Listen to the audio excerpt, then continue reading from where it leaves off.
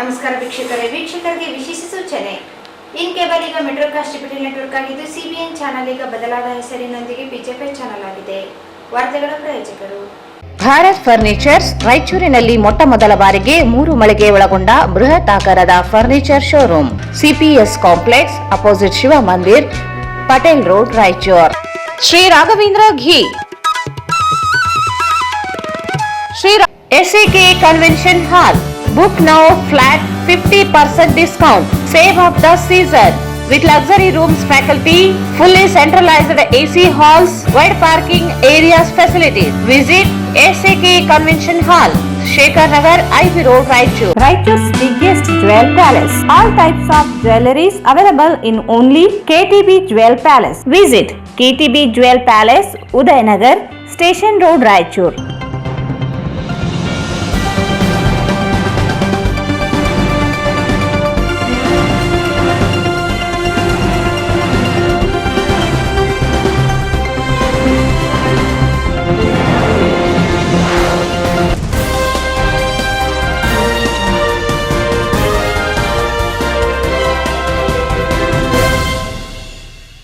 ವಾರ್ತೆಗಳಿಗೆ ಸ್ವಾಗತ. ಮೊದಲಿಗೆ ಮುಖ್ಯಾಂಶಗಳು. ಕೇಂದ್ರದ ಬೆಲೆ ಏರಿಕೆ ನೀತಿಯಿಂದ ರಾಜ್ಯಕ್ಕೆ ಆರ್ಥಿಕ ಹೊರೆ. ಪ್ರತಿಭಟನಾ ಸಮಾವೇಶಕ್ಕೆ ಮಲ್ಲಿಕಾರ್ಜುನ ಖರ್ಗೆ, ಸಿಎಂ ಸಿದ್ದರಾಮಯ್ಯ, ಎನ್ಎಸ್ ಬೋಸರಾಜ್. ಕಲ್ಯಾಣ ಕರ್ನಾಟಕ ಜಿಲ್ಲೆಗಳ ಪ್ರತಿಭಟನಾ ಸಮಾವೇಶ ಮೇ 7ರಂದು. ಕೇಂದ್ರ ಸರ್ಕಾರ ಬೆಲೆ ಏರಿಕೆ ವಿರುದ್ಧ ಪ್ರತಿಭಟನೆ, ವಸಂತಕುಮಾರ್. ಪರಿಶಿಷ್ಟ ಜಾತಿಗಳ ಗಣತಿ ಮೇ 8ಕ್ಕೆ ನಗರಕ್ಕೆ ಕ್ರಾಂತಿಕಾರಿ ರಥಯಾತ್ರೆ ಆಗಮನ. ರಂಗಮಂದಿರದಲ್ಲಿ ಸಮಾವೇಶ, ನರಸಿಂಹಲು. ಕಾರ್ಮಿಕ ವಿರೋಧಿ ನೀತಿ ವಿರೋಧಿಸಿ ಮೇ 10ಕ್ಕೆ ಜಿಲ್ಲಾ ಮಟ್ಟದ ಕಾರ್ಮಿಕರ ಸಮಾವೇಶ. ಡಿಎಸ್ ಶರಣಬಸವ. ಕನ್ನಡ ಸಾಹಿತ್ಯ ಪರಿಷತ್ತು ಹುಟ್ಟಿ ದಶಕಗಳು ಕಳೆದರೂ ಗಡಿಭಾಗದಲ್ಲಿ ಕನ್ನಡ ನಶಿಸುತ್ತಿದೆ. ವೈ ನರಸಣ್ಣ.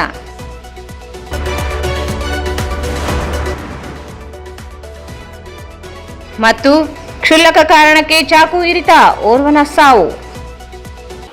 ವಾರ್ತೆಗಳ ವಿವರ. ಕೇಂದ್ರ ಸರ್ಕಾರ ಬೆಲೆ ಹೆಚ್ಚಳದಿಂದ 4,500 ಕೋಟಿ ರೂಪಾಯಿ ರಾಜ್ಯಕ್ಕೆ ಹೆಚ್ಚುವರಿ ಆರ್ಥಿಕ ಹೊರೆಯಾಗಿದೆ. ಕೇಂದ್ರಕ್ಕೆ 45,000 ಕೋಟಿ ಹೆಚ್ಚುವರಿ ಕರ ಸಂಗ್ರಹವಾದರೂ ಹಣವನ್ನು ಅಭಿವೃದ್ಧಿ ಕಾರ್ಯಗಳಿಗೆ ಬಳಸದೆ ಜನರ ಮೇಲೆ ಆರ್ಥಿಕ ಹೊರೆ ಹಾಕುತ್ತಿದೆ ಎಂದು ಸಣ್ಣ ನೀರಾವರಿ ಸಚಿವ ಎನ್ಎಸ್ ಬೋಸರಾಜ್ ಹೇಳಿದರು. ಕೇಂದ್ರ ಸರ್ಕಾರ ಬೆಲೆ ಹೆಚ್ಚಳದಿಂದ 4,500 ಕೋಟಿ ರೂಪಾಯಿ ರಾಜ್ಯಕ್ಕೆ ಹೆಚ್ಚುವರಿ ಆರ್ಥಿಕ ಹೊರೆಯಾಗಿದೆ. ಕೇಂದ್ರಕ್ಕೆ 45,000 ಕೋಟಿ ಹೆಚ್ಚುವರಿ ಕರ ಸಂಗ್ರಹವಾದರೂ ಹಣವನ್ನು ಅಭಿವೃದ್ಧಿ ಕಾರ್ಯಗಳಿಗೆ ಬಳಸದೆ ಜನರ ಮೇಲೆ ಆರ್ಥಿಕ ಹೊರೆ ಹಾಕುತ್ತಿದೆ ಎಂದು ಸಣ್ಣ ನೀರಾವರಿ ಸಚಿವ ಎನ್ಎಸ್ ಬೋಸರಾಜ್ ಹೇಳಿದರು. ಅವರು ಇಂದು ಮಾಧ್ಯಮಗೋಷ್ಠಿಯನ್ನು ಉದ್ದೇಶಿಸಿ ಮಾತನಾಡಿ, ಎನ್ಡಿಎ ಸರ್ಕಾರ ಅಧಿಕಾರಕ್ಕೆ ಬಂದು ಕಳೆದ 11 ವರ್ಷಗಳಲ್ಲಿ ಬೆಲೆ ಏರಿಕೆ ಹೊರೆ ಹೆಚ್ಚಳವಾಗುತ್ತಲೇ ಹೊರಟಿದೆ. ಪೆಟ್ರೋಲ್ ಡೀಸೆಲ್ ಬೆಲೆ ಏರಿಕೆಯಿಂದ 37 ಲಕ್ಷ ಕೋಟಿ ರೂಪಾಯಿ, ಆಹಾರ ಧಾನ್ಯಗಳ ಬೆಲೆ ಪ್ರತಿಶತ 57ರಷ್ಟು ಏರಿಕೆಯಾಗಿವೆ. ಅಡುಗೆ ಅನಿಲ ಬೆಲೆ ಮತ್ತೆ 50 ರೂಪಾಯಿ ಹೆಚ್ಚಿಸಲಾಗಿದೆ. ಬಂಗಾರದ ಬೆಲೆ 1 ಲಕ್ಷ ರೂಪಾಯಿ ತಲುಪಿದೆ. ಕಚ್ಚಾ ತೈಲ ಬೆಲೆ ಜಾಗತಿಕ ಮಾರುಕಟ್ಟೆಯಲ್ಲಿ $10 ಇಳಿಕೆಯಾದರೂ ಇಂಧನ ಬೆಲೆ ಇಳಿಕೆಯಾಗುತ್ತಿಲ್ಲ. ಜಿಎಸ್ಟಿ ಮೂಲಕ ಪ್ರತಿಯೊಂದು ವಸ್ತುವಿಗೂ ಕರ ಹಾಕಿ ರಾಜ್ಯಗಳಿಗೆ ಹಂಚಿಕೆ ಮಾಡುತ್ತಿಲ್ಲ. 1 ರೂಪಾಯಿ ಕರ ಸಂಗ್ರಹವಾದರೆ 13 ಪೈಸೆ ಮಾತ್ರ ಹಂಚಿಕೆ ರಾಜ್ಯಗಳಿಗೆ ನೀಡಲಾಗುತ್ತದೆ. ಅದು ಸಕಾಲಕ್ಕೆ ನೀಡುತ್ತಿಲ್ಲ. ಆದರೆ ಬಿಜೆಪಿಯ ನಾಯಕರು ಕೇಂದ್ರ ವಿರುದ್ಧ ಜನಾಕ್ರೋಶ ಯಾತ್ರೆ ನಡೆಸುವ ಬದಲು ರಾಜ್ಯ ಸರ್ಕಾರದ ವಿರುದ್ಧ ಸಮಾವೇಶ ನಡೆಸುತ್ತಿದೆ. ಸಂಬಂಧವೇ ಇಲ್ಲದ ವಿಷಯಗಳನ್ನು ಮುಂದಿಟ್ಟುಕೊಂಡು ರಾಜ್ಯ ಸರ್ಕಾರದ ಮೇಲೆ ಗೂಬೆ ಕೂರಿಸುವ ಕೆಲಸ ಮಾಡುತ್ತಿದೆ. 5 ಗ್ಯಾರಂಟಿ ಯಶಸ್ವಿ ಜಾರಿಯೊಂದಿಗೆ ಅನೇಕ ಅಭಿವೃದ್ಧಿ ಕಾರ್ಯಗಳಿಗೆ ಅನುದಾನ ನೀಡಲಾಗುತ್ತಿದೆ. ಕಲ್ಯಾಣ ಕರ್ನಾಟಕ ಅಭಿವೃದ್ಧಿ ಮಂಡಳಿಯಿಂದ ಆರೋಗ್ಯಕ್ಕಾಗಿಯೇ 800 ಕೋಟಿ ರೂಪಾಯಿ ಖರ್ಚು ಮಾಡಿ ಆಸ್ಪತ್ರೆಗಳ ಮೇಲ್ದರ್ಜೆಗೆ ಏರಿಸಿ ಚಿಕಿತ್ಸಾ ವ್ಯವಸ್ಥೆಯನ್ನು ಸುಧಾರಿಸಲಾಗುತ್ತಿದೆ. ರಾಜ್ಯದ ಶಿಕ್ಷಣದ ಅಭಿವೃದ್ಧಿಗೂ ಅನುದಾನ ನೀಡಲಾಗಿದೆ. ಗ್ರಾಮೀಣ ರಸ್ತೆಗಳ ಅಭಿವೃದ್ಧಿ ಕಲ್ಯಾಣ ಪಥ ಯೋಜನೆಯಡಿ 1,000 ಕೋಟಿ ರೂಪಾಯಿ ಖರ್ಚು ಮಾಡಲಾಗುತ್ತಿದೆ. ಎಸ್ಸಿಪಿ ಟಿಎಸ್ಪಿ ಅನುದಾನದಲ್ಲಿ ಸಣ್ಣ ನೀರಾವರಿ ಇಲಾಖೆಯಿಂದ 5,320 ಜನರಿಗೆ ವಿದ್ಯುತ್ ಮೋಟಾರ್ ಅಳವಡಿಸಿ ಕೊಳವೆ ಬಾವಿ ಕೊರೆಸಲಾಗುತ್ತಿದೆ. ಹಣವೇ ಇಲ್ಲದೆ ಹೋದರೆ ಇಷ್ಟೊಂದು ಅಭಿವೃದ್ಧಿ ಕೆಲಸ ಮಾಡಲು ಹೇಗೆ ಸಾಧ್ಯವೆಂದು ಪ್ರಶ್ನಿಸಿದರು. ರಾಜ್ಯ ಸರ್ಕಾರ ಹಾಲಿನ ದರ ಹೆಚ್ಚಿಸಿರುವ ಹಣವನ್ನು ರೈತರಿಗೆ ನೇರವಾಗಿ ನೀಡಲಾಗುತ್ತಿದೆ. ಕೇಂದ್ರದಿಂದ ರಾಜ್ಯಕ್ಕೆ ಬಾರದೇ ಇರುವ ಪಾಲಿನ ಹಣ ದೊರೆಯದೇ ಇರುವುದರಿಂದ ಕೆಲ ಶುಲ್ಕಗಳನ್ನು ಹೆಚ್ಚಿಸಲಾಗಿದೆ. ಕೇಂದ್ರ ಸರ್ಕಾರ ಬಡ ಮಧ್ಯಮ ವರ್ಗದ ವಿರೋಧಿಯಾಗಿ ಕಾರ್ಯನಿರ್ವಹಿಸುತ್ತಿದೆ ಎಂದರು. ಬಿಜೆಪಿ ನಾಯಕರು ಕೇಂದ್ರ ನೀತಿಯನ್ನು ಪ್ರಶ್ನಿಸುವ ಕೆಲಸ ಮಾಡಲಿ ಎಂದರು. ಬಿಜೆಪಿ ಬೆಲೆ ಏರಿಕೆಯನ್ನು ಖಂಡಿಸಿ ಕಾಂಗ್ರೆಸ್ ಪಕ್ಷ ದೇಶವ್ಯಾಪಿ ಹೋರಾಟ ನಡೆಸಿ ಜನರಿಗೆ ಮನವರಿಕೆ ಮಾಡಿಕೊಡಲಾಗುತ್ತಿದೆ. 7ರಂದು ಪ್ರತಿಭಟನಾ ಸಮಾವೇಶ ಮಹಾತ್ಮ ಗಾಂಧಿ ಕ್ರೀಡಾಂಗಣದಲ್ಲಿ ನಡೆಯಲಿದೆ. ಎಐಸಿಸಿ ಅಧ್ಯಕ್ಷ ಮಲ್ಲಿಕಾರ್ಜುನ ಖರ್ಗೆ, ಮುಖ್ಯಮಂತ್ರಿ ಸಿದ್ದರಾಮಯ್ಯ, ಎಐಸಿಸಿ ಕಾರ್ಯದರ್ಶಿ ರಣದೀಪ್ ಸರ್ಜೇವಾಲ್ ಸೇರಿದಂತೆ ಅನೇಕ ಸಚಿವರು, ಕಲ್ಯಾಣ ಕರ್ನಾಟಕ ಭಾಗದ ಶಾಸಕರು, ಸಂಸದರು, ವಿಧಾನ ಪರಿಷತ್ ಸದಸ್ಯರುಗಳು ಭಾಗಿಯಾಗಲಿದ್ದಾರೆ. ಪ್ರತಿ ಬೂತ್ನಿಂದ ಕಾರ್ಯಕರ್ತರು ಆಗಮಿಸಲಿದ್ದಾರೆ ಎಂದರು. ಅರಣ್ಯ ಭೂಮಿ ಒತ್ತುವರಿ ಆರೋಪ ಸುಳ್ಳಾಗಿದೆ. ಈಗಾಗಲೇ ಜಿಲ್ಲಾಧಿಕಾರಿಗಳಿಂದಲೇ ವರದಿಯನ್ನು ಸರ್ಕಾರಕ್ಕೆ ಕಳುಹಿಸಲಾಗಿದೆ. ಅರಣ್ಯ ಇಲಾಖೆಗೆ ಸೇರದೇ ಇರುವ ಭೂಮಿಯ ಕುರಿತು ಮಾಹಿತಿ ನೀಡಲಾಗಿದೆ. 1980ರಲ್ಲಿ ಭೂಮಿ ಖರೀದಿಸಿ ಟ್ಯಾಗರ್ ಸ್ಮಾರಕ ಸಂಸ್ಥೆಗೆ 5 ಎಕರೆ ಭೂಮಿಯನ್ನು ದಾನವಾಗಿ ನೀಡಲಾಗಿದೆ. ಕೋರ್ಟ್ನಲ್ಲಿ ಸಹ ಕೇಸ್ ಬಿದ್ದು ಹೋಗಿದೆ. ಆದರೂ ತೇಜೋವಧೆ ಮಾಡಲು ಸುಳ್ಳು ದೂರು ನೀಡಲಾಗಿದ್ದು ವಿವರವಾದ ಮಾಹಿತಿಯನ್ನು ನೀಡಲಾಗಿದೆ ಎಂದರು. ಜೈ ಭೀಮ್, ಜೈ ಸಂವಿಧಾನ, ಜೈ ಕಾಂಗ್ರೆಸ್ ಅಂತೇಳಿ 40 ಕಡೆ ಮಾಡಬೇಕು ಅಂತೇಳಿ ರಾಷ್ಟ್ರದಲ್ಲಿ ಈಗಾಗಲೇ ನಮ್ಮ ಎಐಸಿಸಿ ಅಧ್ಯಕ್ಷರಾಗಿರ್ತಕ್ಕಂಥ ಖರ್ಗೆ ಅವರು, ನಮ್ಮ ನಾಯಕರಾಗಿರ್ತಕ್ಕಂಥ ರಾಹುಲ್ ಗಾಂಧಿ ಅವರು ನಿರ್ಧಾರದಂತೆ ಎಲ್ಲ ಕಡೆ ನಡೀತಾ ಇದೆ. ಕರ್ನಾಟಕದಲ್ಲಿ ಸಹಿತ ಬ್ಯಾಂಗ್ಳೂರಿನಲ್ಲಿ ಫ್ರೀಡಮ್ ಪಾರ್ಕ್ನಲ್ಲಿ ನಾವೆಲ್ಲರೂ ಭಾಗವಹಿಸಿದ್ವಿ. ಎಲ್ಲ ಶಾಸಕರು, ಮಂತ್ರಿಗಳು, ಮುಖ್ಯಮಂತ್ರಿಗಳೆಲ್ಲ ಭಾಗವಹಿಸಿದ್ವಿ. ಅದರಂಗೆ ನಮ್ಮ ಬೆಳಗಾಂ ಡಿವಿಷನ್ನಲ್ಲಿ ಆಗಿತ್ತು, ಹುಬ್ಬಳ್ಳಿನಲ್ಲಿ ಆಯಿತು. ಈಗ ರಾಯಚೂರಿನಲ್ಲಿ ಡಿವಿಷನಲ್ ಮಟ್ಟದ್ದು KPCC ವತಿಯಿಂದ 7ನೇ ತಾರೀಕು ಬೆಳಗ್ಗೆ 11 ಗಂಟೆಗೆ ಮಹಾತ್ಮ ಗಾಂಧಿ ಸ್ಟೇಡಿಯಂನಲ್ಲಿ ಆಗ್ತಿದೆ. ಈಗಾಗಲೇ ಇನ್ಚಾರ್ಜ್ ಮಿನಿಸ್ಟ್ರು ನಾವೆಲ್ಲ ಕುಂತು ಮೀಟಿಂಗ್ ಮಾಡಿ AC ಸೆಕ್ರೆಟರಿ ಅವರು ಬಂದಿದ್ದರು. ಮೀಟಿಂಗ್ ಎಲ್ಲ ಮಾಡಿ ಈಗಾಗಲೇ ಸಿದ್ಧತೆಗಳು ನಡೆಸಿದ್ವಿ. 7ನೇ ತಾರೀಕು ಸುಮಾರು ಒಂದು 20ರಿಂದ 25,000 ಜನರು ಸೇರಿಸಲಿಕ್ಕೆ ಈಗಾಗಲೇ 7 ಕಾನ್ಸ್ಟಿಟ್ಯೂನ್ಸಿ ಮತ್ತು ಬೇರೆ ಬೇರೆ ಜಿಲ್ಲೆಗಳಿಂದ ಸಹಿತ ಬರ್ಬೋದು. ನಮ್ಮ ಜಿಲ್ಲೆ ಜವಾಬ್ದಾರಿ ಎಲ್ಲರೂ ತೊಗೊಂಡು ಇನ್ಚಾರ್ಜ್ ಮಿನಿಸ್ಟ್ರು, ನಾನು ಮತ್ತು MLAಗಳು, ನಮ್ಮ ಡಿಪ್ಯೂಟೆಡ್ ಕ್ಯಾಂಡಿಡೇಟ್ಸು ಎಲ್ಲ ತೊಗೊಂಡು ಸುಮಾರು ಎಲ್ಲ ಕಳೆದ ಸತಿ ಎಲ್ಲ ಬೂತ್ಲಿಂದ ಒಂದೊಂದು ಗಾಡಿ ಬರಬೇಕು ಅಂತೇಳಿ ಕಾರ್ಯಕರ್ತರಿಗೆಲ್ಲ ಕೇಳ್ಕೊಂಡ್ವಿ. ಅವರೆಲ್ಲರೂ ಈಗಾಗಲೇ ಸಿದ್ಧತೆ ನಡೆಸಿದ್ದಾರೆ. ಎಲ್ಲ ಕಡೆಯಿಂದ, ಎಲ್ಲ ಭಾಗಗಳಿಂದ, ಜಿಲ್ಲಾದ್ಯಂತ ಮತ್ತು ಸುತ್ತಮುತ್ತಲ ಜಿಲ್ಲೆಗಳಿಂದ ಸಹಿತ ಜನರು ಅವತ್ತು ಬಂದು ಭಾಗವಹಿಸ್ತಾರೆ. ಏನು AICC ಅಧ್ಯಕ್ಷರದ್ದು ಇವತ್ತು ಕನ್ಫರ್ಮ್ ಆಗ್ತದೆ. ಅವ್ರು ರಾಜಸ್ಥಾನದಲ್ಲಿ 6ನೇ ತಾರೀಕು ಯಾವುದೊಂದು ಮೀಟಿಂಗ್ ಹೋಗ್ತಿದ್ದಾರೆ, ಮುಗಿಸ್ಕೊಂಡು ಬರುವಂಥ ಒಂದು ಪ್ರಯತ್ನ ಮಾಡ್ತಾರೆ ಅಂತ ಹೇಳಿದ್ದಾರೆ. ಅಂದರೆ ಮಲ್ಲಿಕಾರ್ಜುನ ಖರ್ಗೆ ಅವರು ಸಹಿತ ಅದರಲ್ಲಿ ಭಾಗವಹಿಸ್ತಾರೆ. ಮುಖ್ಯಮಂತ್ರಿಗಳಿಗೆ ಪ್ರೋಗ್ರಾಮ್ ಆಲ್ರೆಡಿ ಬಂದಿದೆ. DK ಶಿವಕುಮಾರ್ ಸಹಿತ ಬರಬೇಕು. ಅವ್ರದ್ದಾದರೆ 7ನೇ ತಾರೀಕೆ UKP 3rd ಇದ್ರ ಬಗ್ಗೆ CR ಪಾಟೀಲ್ ಮೀಟಿಂಗ್ ಕರೀತಾರೆ ಡೆಲ್ಲಿಯಲ್ಲಿ. ಅವ್ರು ಏನು ಮಾಡ್ತಾರೆ ನೋಡೋಣ, ಅದನ್ನು ಸಹಿತ ಕನ್ಫರ್ಮ್ ಮಾಡ್ತಿದ್ದಾರೆ. ಮತ್ತು ನಮ್ಮ ಇನ್ಚಾರ್ಜ್ ಜನರಲ್ ಸೆಕ್ರೆಟರಿ ಸುರ್ಜೇವಾಲ್ ಅವರಂತೂ ಬರ್ತಾಯಿದ್ದಾರೆ. ಅವರೇ ಈ ಪ್ರೋಗ್ರಾಮ್ಸ್ ಎಲ್ಲ ಸ್ಟೇಟ್ನಲ್ಲಿ ಆರ್ಗನೈಸ್ ಮಾಡ್ತಾಯಿದ್ದಾರೆ. ಮತ್ತು ನಮ್ಮ AICC ಸೆಕ್ರೆಟರಿ ಭಾಗದ ಇನ್ಚಾರ್ಜ್ ಇರ್ತಕ್ಕಂಥವ್ರು ಅವರು ಸಹಿತ ಇದರಲ್ಲಿ ಭಾಗವಹಿಸ್ತಾರೆ. ಅವರಾಗಲೇ ಇಲ್ಲಿ ಬಂದು ಎಲ್ಲ ಕಡೆ ತಿರುಗ್ತಾ ಇದ್ದಾರೆ. ಅವರು ನಮ್ಮ ಈ ಕಾರ್ಯಕ್ರಮಕ್ಕೆ ಯಶಸ್ವಿ ಮಾಡಲಿಕ್ಕೆ AICC ಸೆಕ್ರೆಟರಿ ಅವರು, AICC ಪ್ರಧಾನ ಕಾರ್ಯದರ್ಶಿಗಳು ಜವಾಬ್ದಾರಿ ತಗೊಂಡು PCC ಮುಖಾಂತರ ಈ ಕಾರ್ಯಕ್ರಮನ ಮಾಡ್ತಾಯಿದ್ದಾರೆ. ಹೇಳಿ ಕಾರ್ಯಕ್ರಮ ಹಾಕ್ಕೊಂಡು ಎಲ್ಲ ಕಡೆ ಬಂದು ರಾಯಚೂರು ಜಿಲ್ಲೆಗೆ ಸಹಿತ ಬಂದೋಗ್ಯಾರ. ಇಲ್ಲಿ ಬಂದಾಗ ಏನೇನು ಮಾತಾಡಿದ್ರೆ ನಮಗೆ ವಿಷಯ ಗೊತ್ತಾಗಲಿಲ್ಲ. ಅವತ್ತೇನೋ ಕಾಶ್ಮೀರ ಬಗ್ಗೆ ಮಾತಾಡಿ ಹೋಗ್ಯಾರಂತ ಅಷ್ಟೇ ಗೊತ್ತಾಯಿತು. BJP ನಾಯಕರು ರಾಜ್ಯದಲ್ಲಿ ಪಕ್ಷದ ಆಧಾರ ಮೇಲೆ ಅವ್ರು ಮಾಡುವಂಥ ಜನಾಕ್ರೋಶ ಮಾಡುವಂಥ ಸಂದರ್ಭದಲ್ಲಿ ಕೇಂದ್ರ ಸರ್ಕಾರ ಯಾವ ರೀತಿಯಾಗಿ ನಡೆದುಕೊಳ್ತಾ ಇದೆ, ಯಾವ ರೀತಿಯಾಗಿ ಜನರಿಗೆ ಹೊರ ಆಗ್ತಕ್ಕಂಥ ಕೆಲಸ ಮಾಡ್ತಾಯಿದ್ದಾರೆ ಎಂಬುದು ಅರ್ಥ ಮಾಡಿಕೊಂಡು ಅವ್ರು ಜನಾಕ್ರೋಶ ಸಮಾವೇಶ ಮಾಡಿದರೆ ಸರಿಯಾಗೈತಿತ್ತು. ಇವತ್ತು ತಮಗೆಲ್ಲ ಗೊತ್ತಿರುವಂತೆ ಪೆಟ್ರೋಲು ಡೀಸೆಲ್ ಮೇಲೆ ಕೇವಲ ಕೇಂದ್ರ ಸರ್ಕಾರಕ್ಕೆ ಪ್ರತಿ ವರ್ಷ 37 lakhs crores ಅವ್ರಿಗೆ ವಸೂಲಾಗ್ತದೆ ಎವ್ರಿ ಇಯರ್. ಎಷ್ಟು?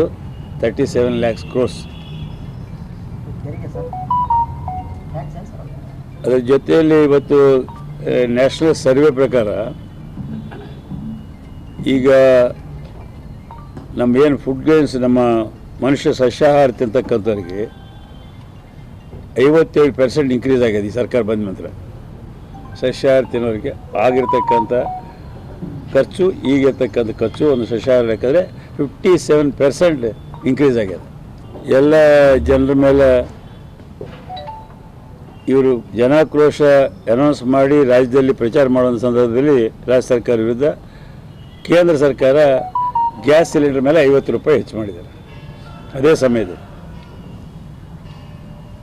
ಅದರ ಬಗ್ಗೆ ಅವರೇನು ನಮ್ಮ ರಾಜ್ಯದ BJP ನಾಯಕರು ಯಾರೂ ಕ್ವಶನ್ ಮಾಡಲಿಲ್ಲ ಮತ್ತು ಅದ್ರ ಬಗ್ಗೆ ಎಲ್ಲಿ ವಿವರಣೆ ಕೊಟ್ಟಿಲ್ಲ. ಯಾಕೆ ಹಾಕಿದ್ರು, ಯಾಕೆ ಹಾಕಿಲ್ಲ ಅಂತೇಳಿ. ಅದೇ ಸಂದರ್ಭದಲ್ಲಿ ನಾವು ಸಹಿತ ರಾಜ್ಯ ಸರ್ಕಾರ ಹಾಲಿನ ಮೇಲೆ 4 ರೂಪಾಯಿ ಹೆಚ್ಚು ಮಾಡಿದ್ವಿ ಪ್ರತಿ ಲೀಟ್ರಿಗೆ. ಅದು ಭಾಳ ದೊಡ್ಡದಾಗಿ ಜನರ ಹತ್ರ ಹಾಲು ಮೊಸರು ಮೇಲೆ ಹೆಚ್ಚು ಮಾಡಿದ್ರಿ ಅಂತೇಳಿ ಮಾತಾಡಿದರು. ಆದರೆ 50 ರೂಪಾಯಿ ಹೆಚ್ಚು ಮಾಡಿರ್ತಕ್ಕಂಥದ್ದನ್ನು ಮಾತಾಡಲಿಲ್ಲ. 50 ರೂಪಾಯಿ ಕೇವಲ ಹೆಚ್ಚು ಮಾಡೋದ್ರಿಂದ ಈಗಿರ್ತಕ್ಕಂಥ ಸರ್ಕಾರದಿಂದ ಕೊಡ್ತಕ್ಕಂಥ ಇದ್ರ ಪ್ರಕಾರ 550 ಕೋಟಿ ಕರ್ನಾಟಕದಿಂದ ಹೋಗ್ತದೆ ಪ್ರತಿ ವರ್ಷ.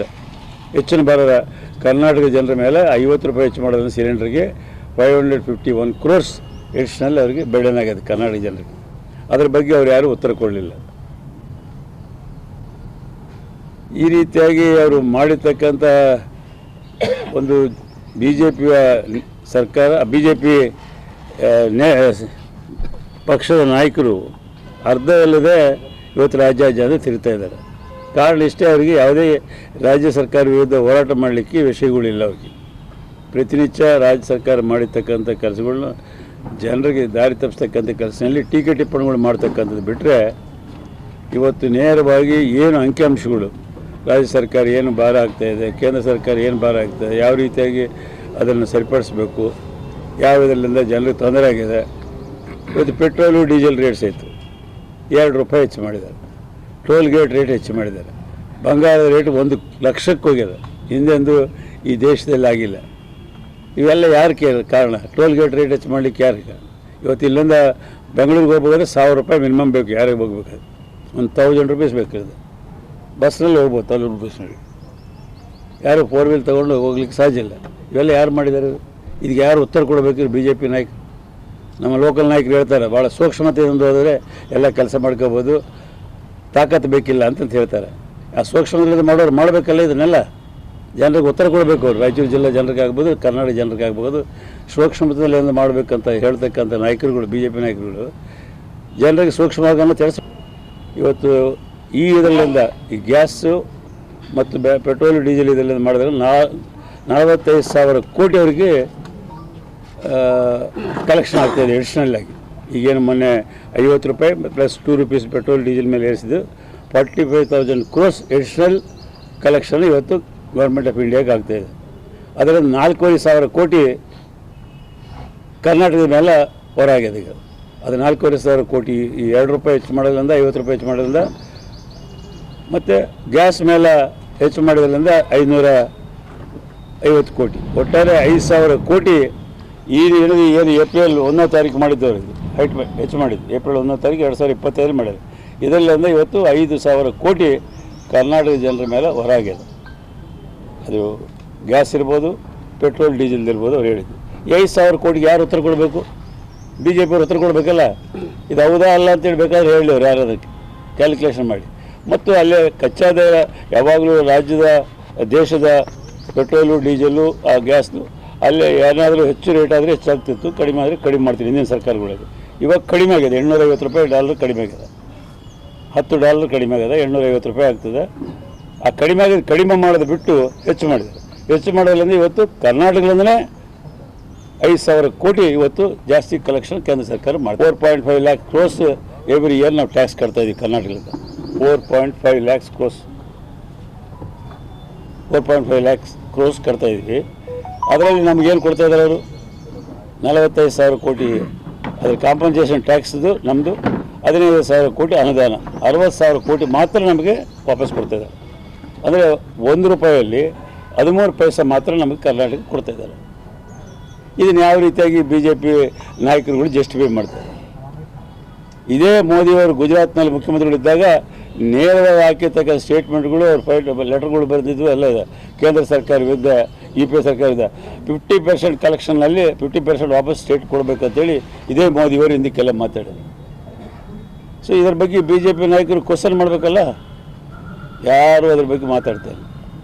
ಉಲ್ಟಾ ಏನಂದರೆ ಏನು ಬಜಾರ್ನಲ್ಲಿ ತಿರುಗಾಡೋದು, ಸಂಬಂಧ ಇಲ್ಲದ ವಿಷಯಗಳು ಮಾತಾಡೋದು, ದಿನನಿತ್ಯ ಆಗುವಂಥ ಡೆವಲಪ್ಮೆಂಟ್ ಕೆಲಸಗಳಿಗೆ ಏನಾದ್ರೂ ಕಾಮೆಂಟ್ ಮಾಡಿ ಒಟ್ಟಿಗೆ ಜನರಿಗೆ ಏನಂದರೆ ಅಭಿವೃದ್ಧಿ ಬಗ್ಗೆ ಜನರಿಗೆ ಮರೆಮಾಚಬೇಕೆಂಬುದು ಕೇವಲ ಇವರು ಉದ್ದೇಶ ಆಗಿದೆ. ಆ ದಿಶೆಯಲ್ಲಿ ಅವರು ಜನಾಕ್ರೋಶ ಸಭೆಗಳನ್ನೆಲ್ಲ ಕಡೆ ಮಾಡುವಂಥದ್ದು ಸರಿಯಲ್ಲ ಎಂಬುದು ಜನರ ಉದ್ದೇಶ ಅದು. ಈ ಸಂದರ್ಭದಲ್ಲಿ ಮಹಾನಗರ ಪಾಲಿಕೆಯ ಮಹಾಪೌರರಾದ ನರಸಮ್ಮ ಮಾಡಗಿರಿ, ಹಿರಿಯ ಸದಸ್ಯ ಜಯಣ್ಣ, ಕೆ ಶಾಂತಪ್ಪ, ಜಿ ಶಿವಮೂರ್ತಿ, ಮೊಹಮ್ಮದ್ ಶಾ ಆಲಂ, ಜಾವೇದ್ ಹುಲ್ ಖಾನ್, ಅಮರೇಗೌಡ ಹಂಚಿನ, ರುದ್ರಪ್ಪ ಅಂಗಡಿ, ಆಂಜನೇಯ ಕುರುಬದೊಡ್ಡಿ, ಎನ್ ಶ್ರೀನಿವಾಸ ರೆಡ್ಡಿ, ದರೂರ್ ಬಸವರಾಜ್ ಪಾಟೀಲ್ ಅತ್ತನೂರು ಸೇರಿದಂತೆ ಅನೇಕರಿದ್ದರು. ಸುಳ್ಳುಗಳನ್ನು ಹೇಳಿ ಅಧಿಕಾರಕ್ಕೆ ಬಂದಿರುವ ನರೇಂದ್ರ ಮೋದಿಯ ನೇತೃತ್ವದ BJP ಸರ್ಕಾರ ಬೆಲೆ ಏರಿಕೆ ನೀತಿ ಖಂಡಿಸಿ ಮೇ 7ರಂದು ನಗರದ ಮಹಾತ್ಮ ಗಾಂಧಿ ಕ್ರೀಡಾಂಗಣದಲ್ಲಿ ಪ್ರತಿಭಟನಾ ಸಮಾವೇಶ ಆಯೋಜಿಸಲಾಗಿದೆ ಎಂದು ಕೆಪಿಸಿಸಿ ಕಾರ್ಯಾಧ್ಯಕ್ಷ ಹಾಗೂ ವಿಧಾನ ಪರಿಷತ್ ಸದಸ್ಯ ಎ ವಸಂತಕುಮಾರ್ ಹೇಳಿದರು.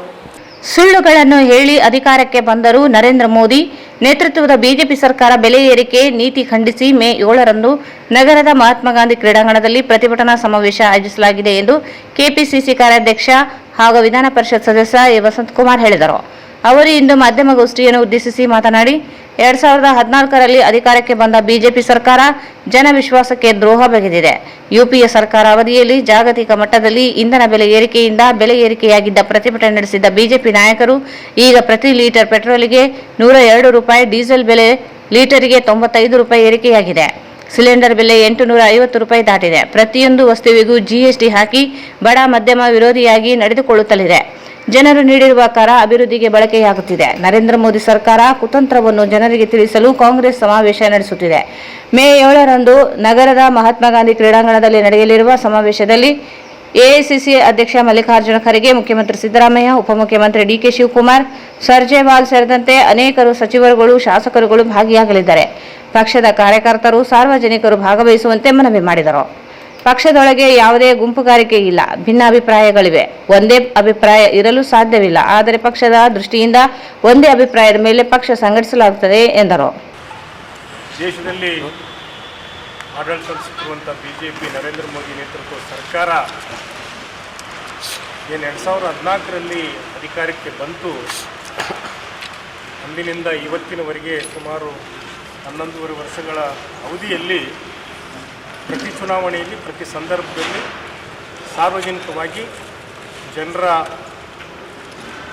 ಮತದಾರರ ಮತವನ್ನು ಸೆಳೆಯಲಿಕ್ಕೆ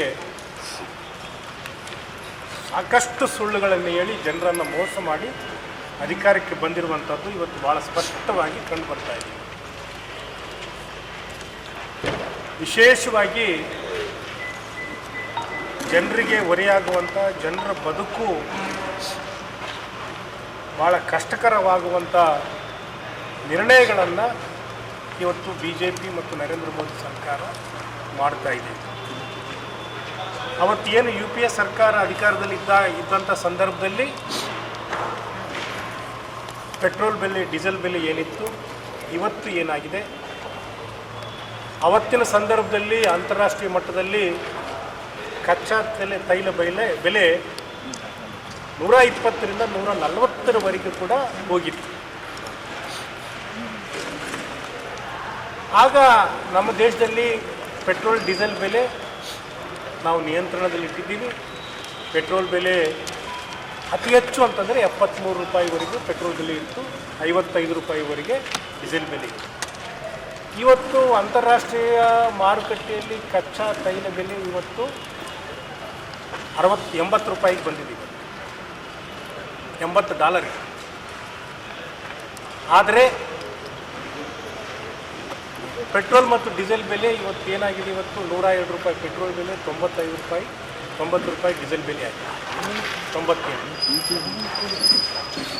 ಇದು ಒಂದು ಕಡೆ ಆದರೆ ಇರುವಂಥದ್ದು ಮೋದಿ ಮತ್ತು ಬಿ ಜೆ ಪಿಯದ ಒಂದು ತತ್ವ ಸಿದ್ಧಾಂತ.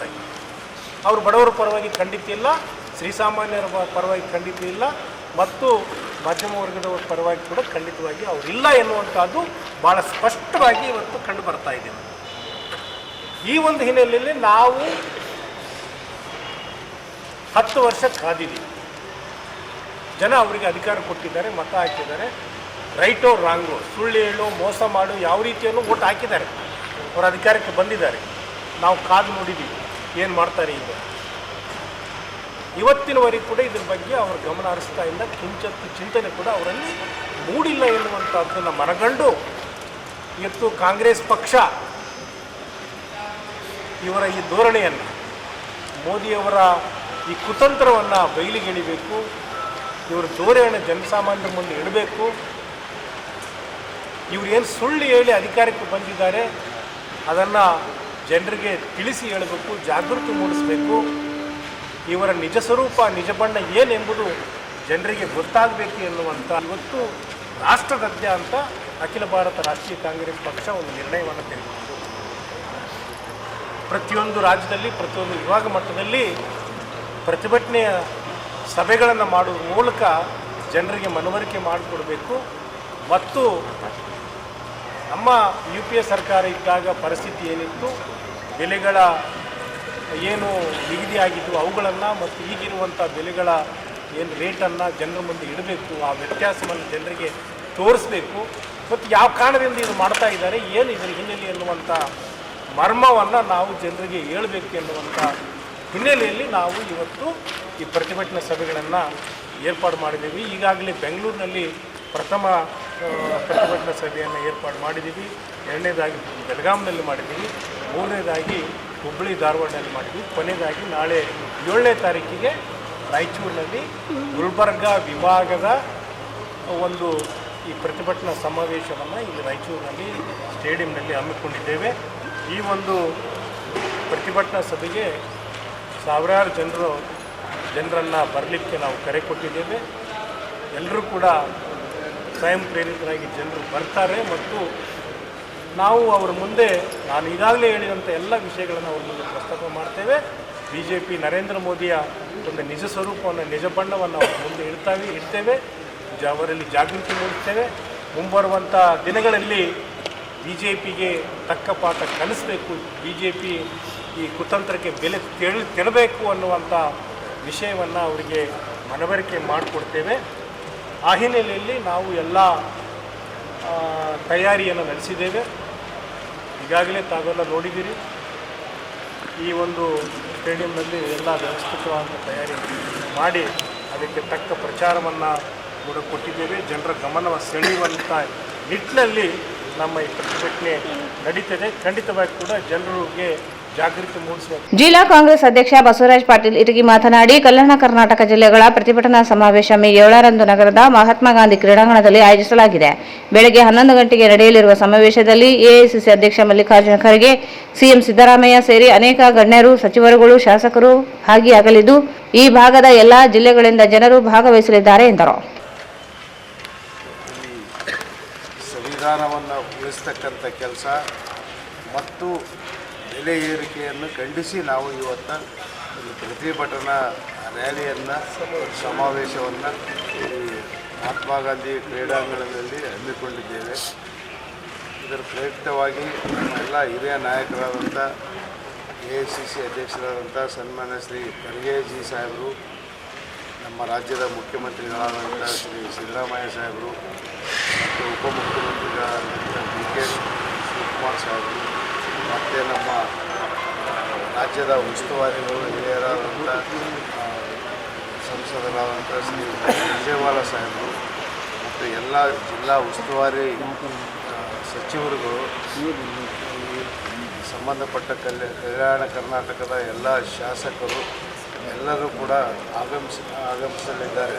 7ನೇ ತಾರೀಕು ಬೆಳಗ್ಗೆ 11 ಗಂಟೆಗೆ ಕಾರ್ಯಕ್ರಮವನ್ನು ನಾವು ಪ್ರಾರಂಭ ಮಾಡ್ತಕ್ಕಂಥದ್ದು. ನಾವು ಈಗಾಗಲೇ ನಮ್ಮೆಲ್ಲ ಹಿರಿಯರು, ಮೊನ್ನೆ ನಮ್ಮ ರಾಯಚೂರಿನ AICC ಕಾರ್ಯದರ್ಶಿಗಳಾದಂಥ ಗೋಪಿನಾಥ್ ಸಾಹೇಬರು ಇಲ್ಲಿಗೆ ಆಗಮಿಸಿ ನಮ್ಮ ಜಿಲ್ಲೆಯ ಇಬ್ಬರು ಮಂತ್ರಿಗಳಾದಂಥ ಜಿಲ್ಲೆಯ ಉಸ್ತುವಾರಿ ಸಚಿವರಾದಂಥ ಶಿವಪ್ರಕಾಶ್ ಪಾಟೀಲ್ ಸಾಹೇಬರು ಮತ್ತು ಸಣ್ಣ ನೀರಾವರಿ ಸಚಿವರಾದಂಥ NS ಬೋಸರಾಜ್ ಸಾಹೇಬರು ಮತ್ತು ಎಲ್ಲ ಶಾಸಕರನ್ನು ಕರೆದು ಯಾವ ರೀತಿ ನಾವು ಈ ಪ್ರೋಗ್ರಾಮನ್ನು ಸಮಾವೇಶವನ್ನು ಮಾಡಬೇಕು, ಸಕ್ಸಸ್ ಮಾಡಬೇಕು, ಈ ನಮ್ಮ ಕೂಗನ್ನು ಮೇಲಿಗೆ ತಲುಪುವ ರೀತಿಯಲ್ಲಿ ನಾವು ಆ ಕಾರ್ಯಕ್ರಮವನ್ನು ಹಮ್ಮಿಕೊಳ್ಳಬೇಕು ಅಂತಕ್ಕಂಥ ಮಾತುಗಳನ್ನು ಹೇಳಿದ್ದಾರೆ. ಅದರ ಪ್ರಯುಕ್ತವಾಗಿ ಎಲ್ಲ ನಮ್ಮ ಇಬ್ಬರು ಮತ್ತು ನಮ್ಮ ಜಿಲ್ಲೆಯ ಉಸ್ತುವಾರಿ ಸಚಿವರು ಮತ್ತು ಈ ಜಿಲ್ಲೆಯ ಹಿರಿಯ ನಾಯಕರಾದಂಥ ಬೋಸರಾಜ್ ಸಾಹೇಬರು, ಸಣ್ಣ ನೀರಾವರಿ ಸಚಿವರು ಮತ್ತು ಎಲ್ಲ ಶಾಸಕರ ಬಂಧುಗಳು, ನಮ್ಮ ರಾಯಚೂರು ಜಿಲ್ಲೆ ಪ್ರತಿಯೊಬ್ಬರು ಕೂಡ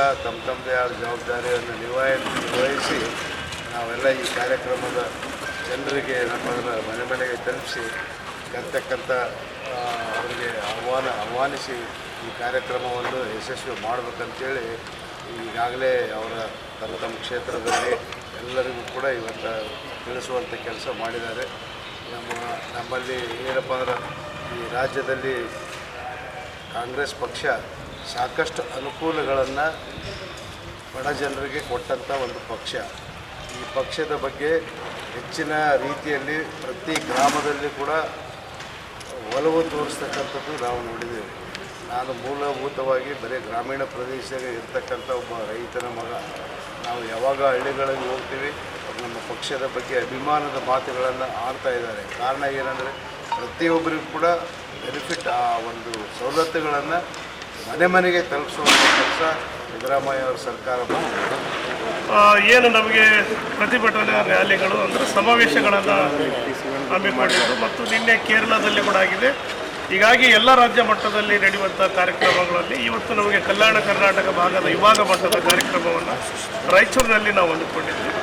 ಈಗಾಗಲೇ ಎಲ್ಲ ಜಿಲ್ಲೆಯ ಸಚಿವರು ಮತ್ತು ಎಲ್ಲ ಶಾಸಕರು, ಜಿಲ್ಲಾಧ್ಯಕ್ಷರುಗಳು, ಕಾರ್ಯಾಧ್ಯಕ್ಷರು ಮತ್ತು ACCಯ ಉಸ್ತುವಾರಿಗಳು ತಮ್ಮ ಈಗಾಗಲೇ ಪ್ರೆಸ್ ಮೀಟ್ ಕೂಡ ಈಗಾಗಲೇ ಎಲ್ಲರೂ ಕಲಿತು ಒಂದು ಪ್ರೆಸ್ ಮೀಟನ್ನು ಮಾಡಿದ್ದೀವಿ.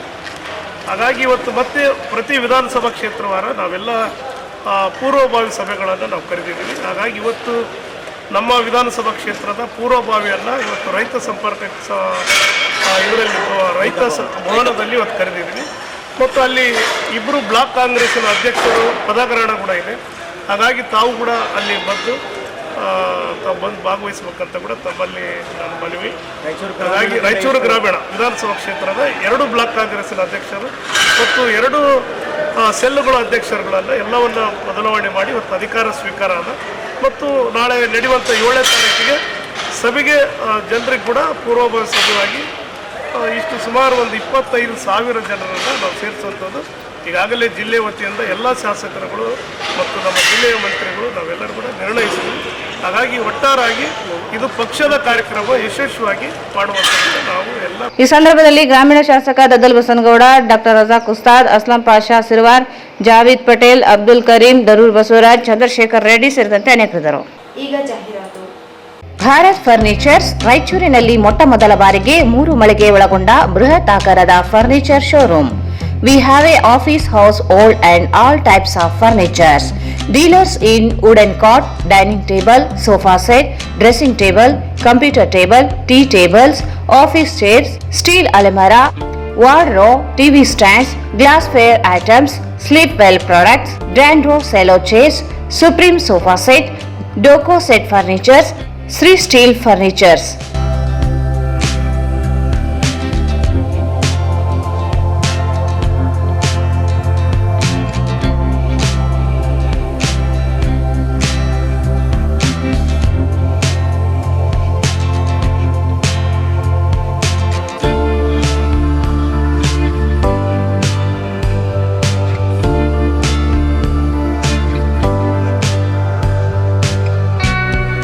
For more details, contact Bharat Furnitures, CPS Complex, opposite Shiva Mandir, Patel Road, Raichur.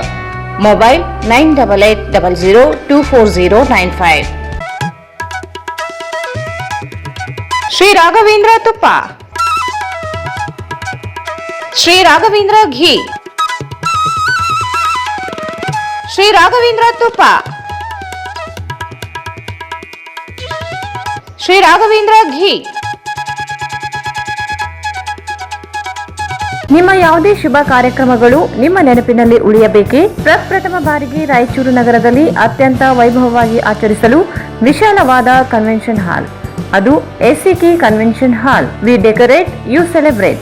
ಸಂಪೂರ್ಣ ಏರ್ ಕಂಡೀಷನರ್ ಹಾಲ್ ಇದಾಗಿದ್ದು 600 ರಿಂದ 800 ಆಸನಗಳನ್ನು ಹೊಂದಿದ್ದು ಪ್ರತ್ಯೇಕವಾದ ಡೈನಿಂಗ್ ಹಾಲ್ ಹೊಂದಿದೆ. ನಮ್ಮಲ್ಲಿ naming ceremony, engagement, marriage, reception, college seminars, corporate events, product launching, brand promotion, get together parties, ಇನ್ನು ಹಲವು ರೀತಿಯ ಫಂಕ್ಷನ್ಸ್ ಇಲ್ಲಿ ಮಾಡಬಹುದು. ವಿಶಾಲವಾದ ಪಾರ್ಕಿಂಗ್ ವ್ಯವಸ್ಥೆ ಹೊಂದಿದ್ದು ರೈಲ್ವೆ ಸ್ಟೇಷನ್ ಮತ್ತು bus ಸ್ಟ್ಯಾಂಡ್ಗೆ ಹತ್ತಿರವಿದೆ.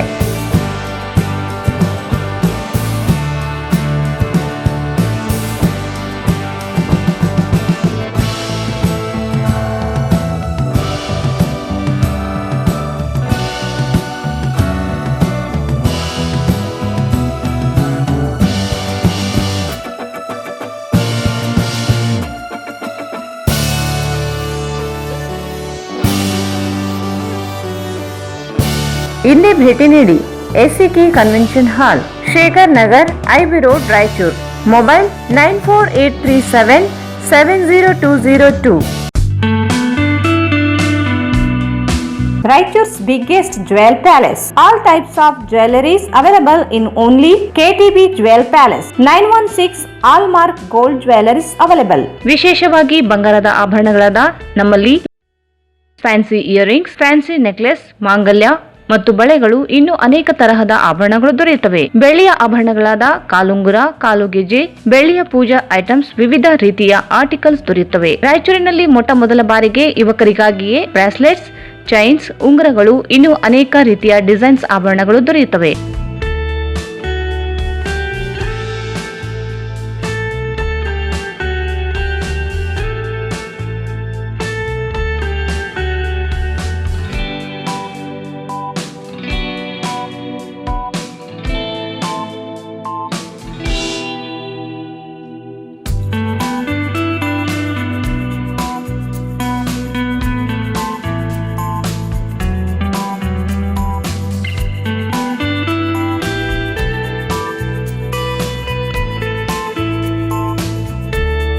Visit KTB Jewel Palace, Udayanagar, Station Road, Raichur. Mobile 8123535300. ಮತ್ತೊಮ್ಮೆ ವಾರ್ತೆಗಳಿಗೆ ಸ್ವಾಗತ. ಪರಿಶಿಷ್ಟ ಜಾತಿಗಳ ಒಳ ಮೀಸಲಾತಿ ಸಮೀಕ್ಷೆ ಇಂದಿನಿಂದ ನಡೆಯುತ್ತಿದ್ದು, ಜನರಲ್ಲಿ ಒಳ ಮೀಸಲಾತಿ ಕುರಿತು ಜಾಗೃತಿ ಮೂಡಿಸುವ ನಿಟ್ಟಿನಲ್ಲಿ ಕ್ರಾಂತಿಕಾರಿ ರಥಯಾತ್ರೆ ಜಿಲ್ಲೆಗೆ ಮೇ 8ರಂದು ನಗರಕ್ಕೆ ಆಗಮಿಸಲಿದ್ದು, ಅಂದು ನಗರದ ಪಂಡಿತ್ ಸಿದ್ದರಾಮ ಜಂಬಲ್ದಿನ್ನಿ ರಂಗಮಂದಿರದಲ್ಲಿ ಸಮಾವೇಶವನ್ನು ಹಮ್ಮಿಕೊಳ್ಳಲಾಗಿದೆ ಎಂದು ಒಳ ಮೀಸಲಾತಿ ಜಾರಿ ಹೋರಾಟ ಸಮಿತಿಯ ಸಂಚಾಲಕ ಎಸ್ ನರಸಿಂಹನು ಹೇಳಿದರು. ಪರಿಶಿಷ್ಟ ಜಾತಿಗಳ ಒಳ ಮೀಸಲಾತಿ ಸಮೀಕ್ಷೆ ಇಂದಿನಿಂದ ನಡೆಯುತ್ತಿದ್ದು, ಜನರಲ್ಲಿ ಒಳ ಮೀಸಲಾತಿ ಕುರಿತು ಜಾಗೃತಿ ಮೂಡಿಸುವ ನಿಟ್ಟಿನಲ್ಲಿ ಕ್ರಾಂತಿಕಾರಿ ರಥಯಾತ್ರೆ ಜಿಲ್ಲೆಗೆ ಮೇ 8ರಂದು ನಗರಕ್ಕೆ ಆಗಮಿಸಲಿದ್ದು, ಅಂದು ನಗರದ ಪಂಡಿತ್ ಸಿದ್ದರಾಮ ಜಂಬಲ್ದಿನ್ನಿ ರಂಗಮಂದಿರದಲ್ಲಿ ಸಮಾವೇಶವನ್ನು ಹಮ್ಮಿಕೊಳ್ಳಲಾಗಿದೆ ಎಂದು ಒಳ ಮೀಸಲಾತಿ ಜಾರಿ ಹೋರಾಟ ಸಮಿತಿಯ ಸಂಚಾಲಕ ಎಸ್ ನರಸಿಂಹಲು ಹೇಳಿದರು. ಅವರು ಇಂದು ಮಾಧ್ಯಮಗೋಷ್ಠಿಯನ್ನು ಉದ್ದೇಶಿಸಿ ಮಾತನಾಡಿ, ರಾಜ್ಯದಲ್ಲಿ 30 ವರ್ಷಗಳಿಂದ ಒಳ ಮೀಸಲಾತಿಗಾಗಿ ಹೋರಾಟಗಳು ನಡೆದ ಫಲವಾಗಿ ಸುಪ್ರೀಂ ಕೋರ್ಟ್ ಒಳ ಮೀಸಲಾತಿ ಜಾರಿಗೆ ರಾಜ್ಯಗಳಿಗೆ ಅಧಿಕಾರ ನೀಡಿದ್ದು, ಅದರಂತೆ ಒಳ ಮೀಸಲಾತಿಗಾಗಿ ಸಮೀಕ್ಷೆ ಪ್ರಾರಂಭವಾಗಿದೆ. ರಾಜ್ಯ ಸರ್ಕಾರ ಒಳ ಮೀಸಲಾತಿ ಜಾರಿಯಾಗದೆ ಬ್ಯಾಕ್ಲಾಗ್ ಹುದ್ದೆಗಳನ್ನು ಭರ್ತಿ ಮಾಡಿಕೊಳ್ಳಲು ಮುಂದಾಗಿರುವುದು ಖಂಡನೀಯ ಎಂದರು. ಆತ್ಮೀಯ ಎಲ್ಲ ಪತ್ರಿಕಾ ಮಾಧ್ಯಮದ ಮಿತ್ರರೇ, ತಮಗೆಲ್ಲ ಗೊತ್ತಿರತಕ್ಕಂಥ ವಿಚಾರವೇ, ಕರ್ನಾಟಕ ರಾಜ್ಯದಲ್ಲಿ ಸುಮಾರು 30 ವರ್ಷಗಳ ಕಾಲ ಒಳ ಮೀಸಲಾತಿ ಜಾರಿ ಆಗ್ಬೇಕಂತೇಳಿ ನಮ್ಮ ಹಿರಿಯರು ನಡೆಸಿಕೊಂಡು ಬಂದಿರತಕ್ಕಂಥ ಹೋರಾಟ ಮುಂದುವರೆದ ಭಾಗವಾಗಿ ಮಾರ್ಚ್ 5ರಿಂದ ಭಾಸ್ಕರ್ ಪ್ರಸಾದ್ ಅವರ ನೇತೃತ್ವದಲ್ಲಿ ಕ್ರಾಂತಿಕಾರಿ ಪಾದಯಾತ್ರೆಯನ್ನು ದಾವಣಗೆರೆ ಜಿಲ್ಲೆಯ ಹರಿಹರ ಪಟ್ಟಣದ ಪ್ರೊಫೆಸರ್ ಬಿ.ಕೆ. ಸ್ಥಾಪಿತ ಅವರ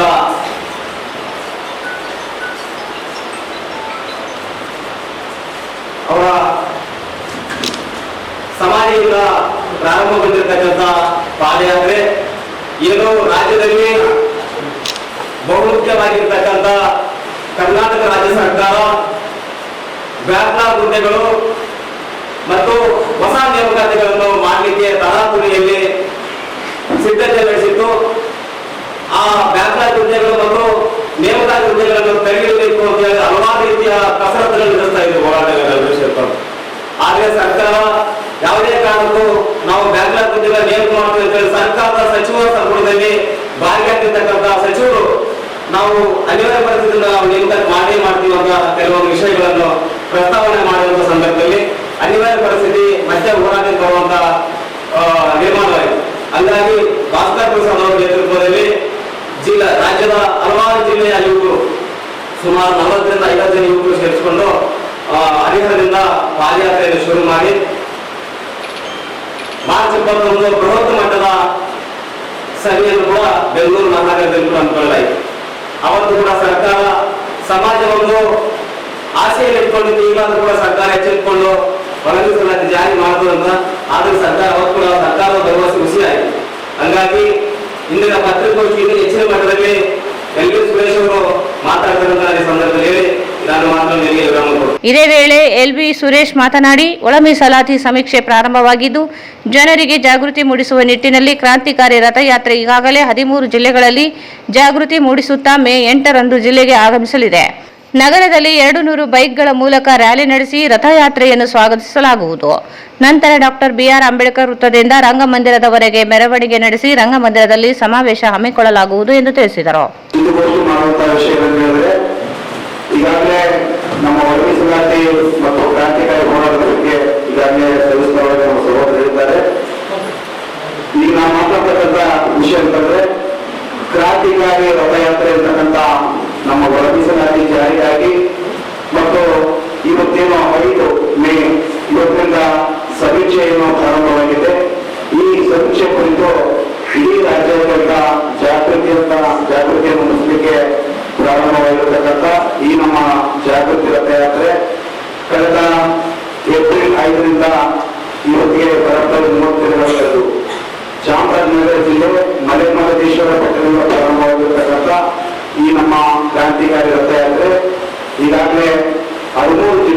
ಸಂಚಾರ ಮಾಡಿ ಎಲ್ಲ ಜಿಲ್ಲೆಗಳಲ್ಲಿ ನಮ್ಮ ಸಮುದಾಯ ಕೇರಿಗಳಲ್ಲಿ ಹೋಗಿ ನಮ್ಮ ಜನಾಂಗಕ್ಕೆ ಜಾಗೃತಿ ಮೂಡಿಸತಕ್ಕಂಥ ಕೆಲಸ ನಮ್ಮ ಕ್ರಾಂತಿಕಾರಿ ರಥಯಾತ್ರೆಯಿಂದ ಆಗಿದೆ. ಈ ಒಂದು ನಮ್ಮ ರಾಯಚೂರು ಜಿಲ್ಲೆ ಕೂಡ ನಮ್ಮ ಕ್ರಾಂತಿಕಾರಿ ರಥಯಾತ್ರೆ ಆಹ್ವಾನ ಬರ್ತಾ ಇದೆ ನಮ್ಮ ರಾಯಚೂರು ಜಿಲ್ಲೆಗೆ.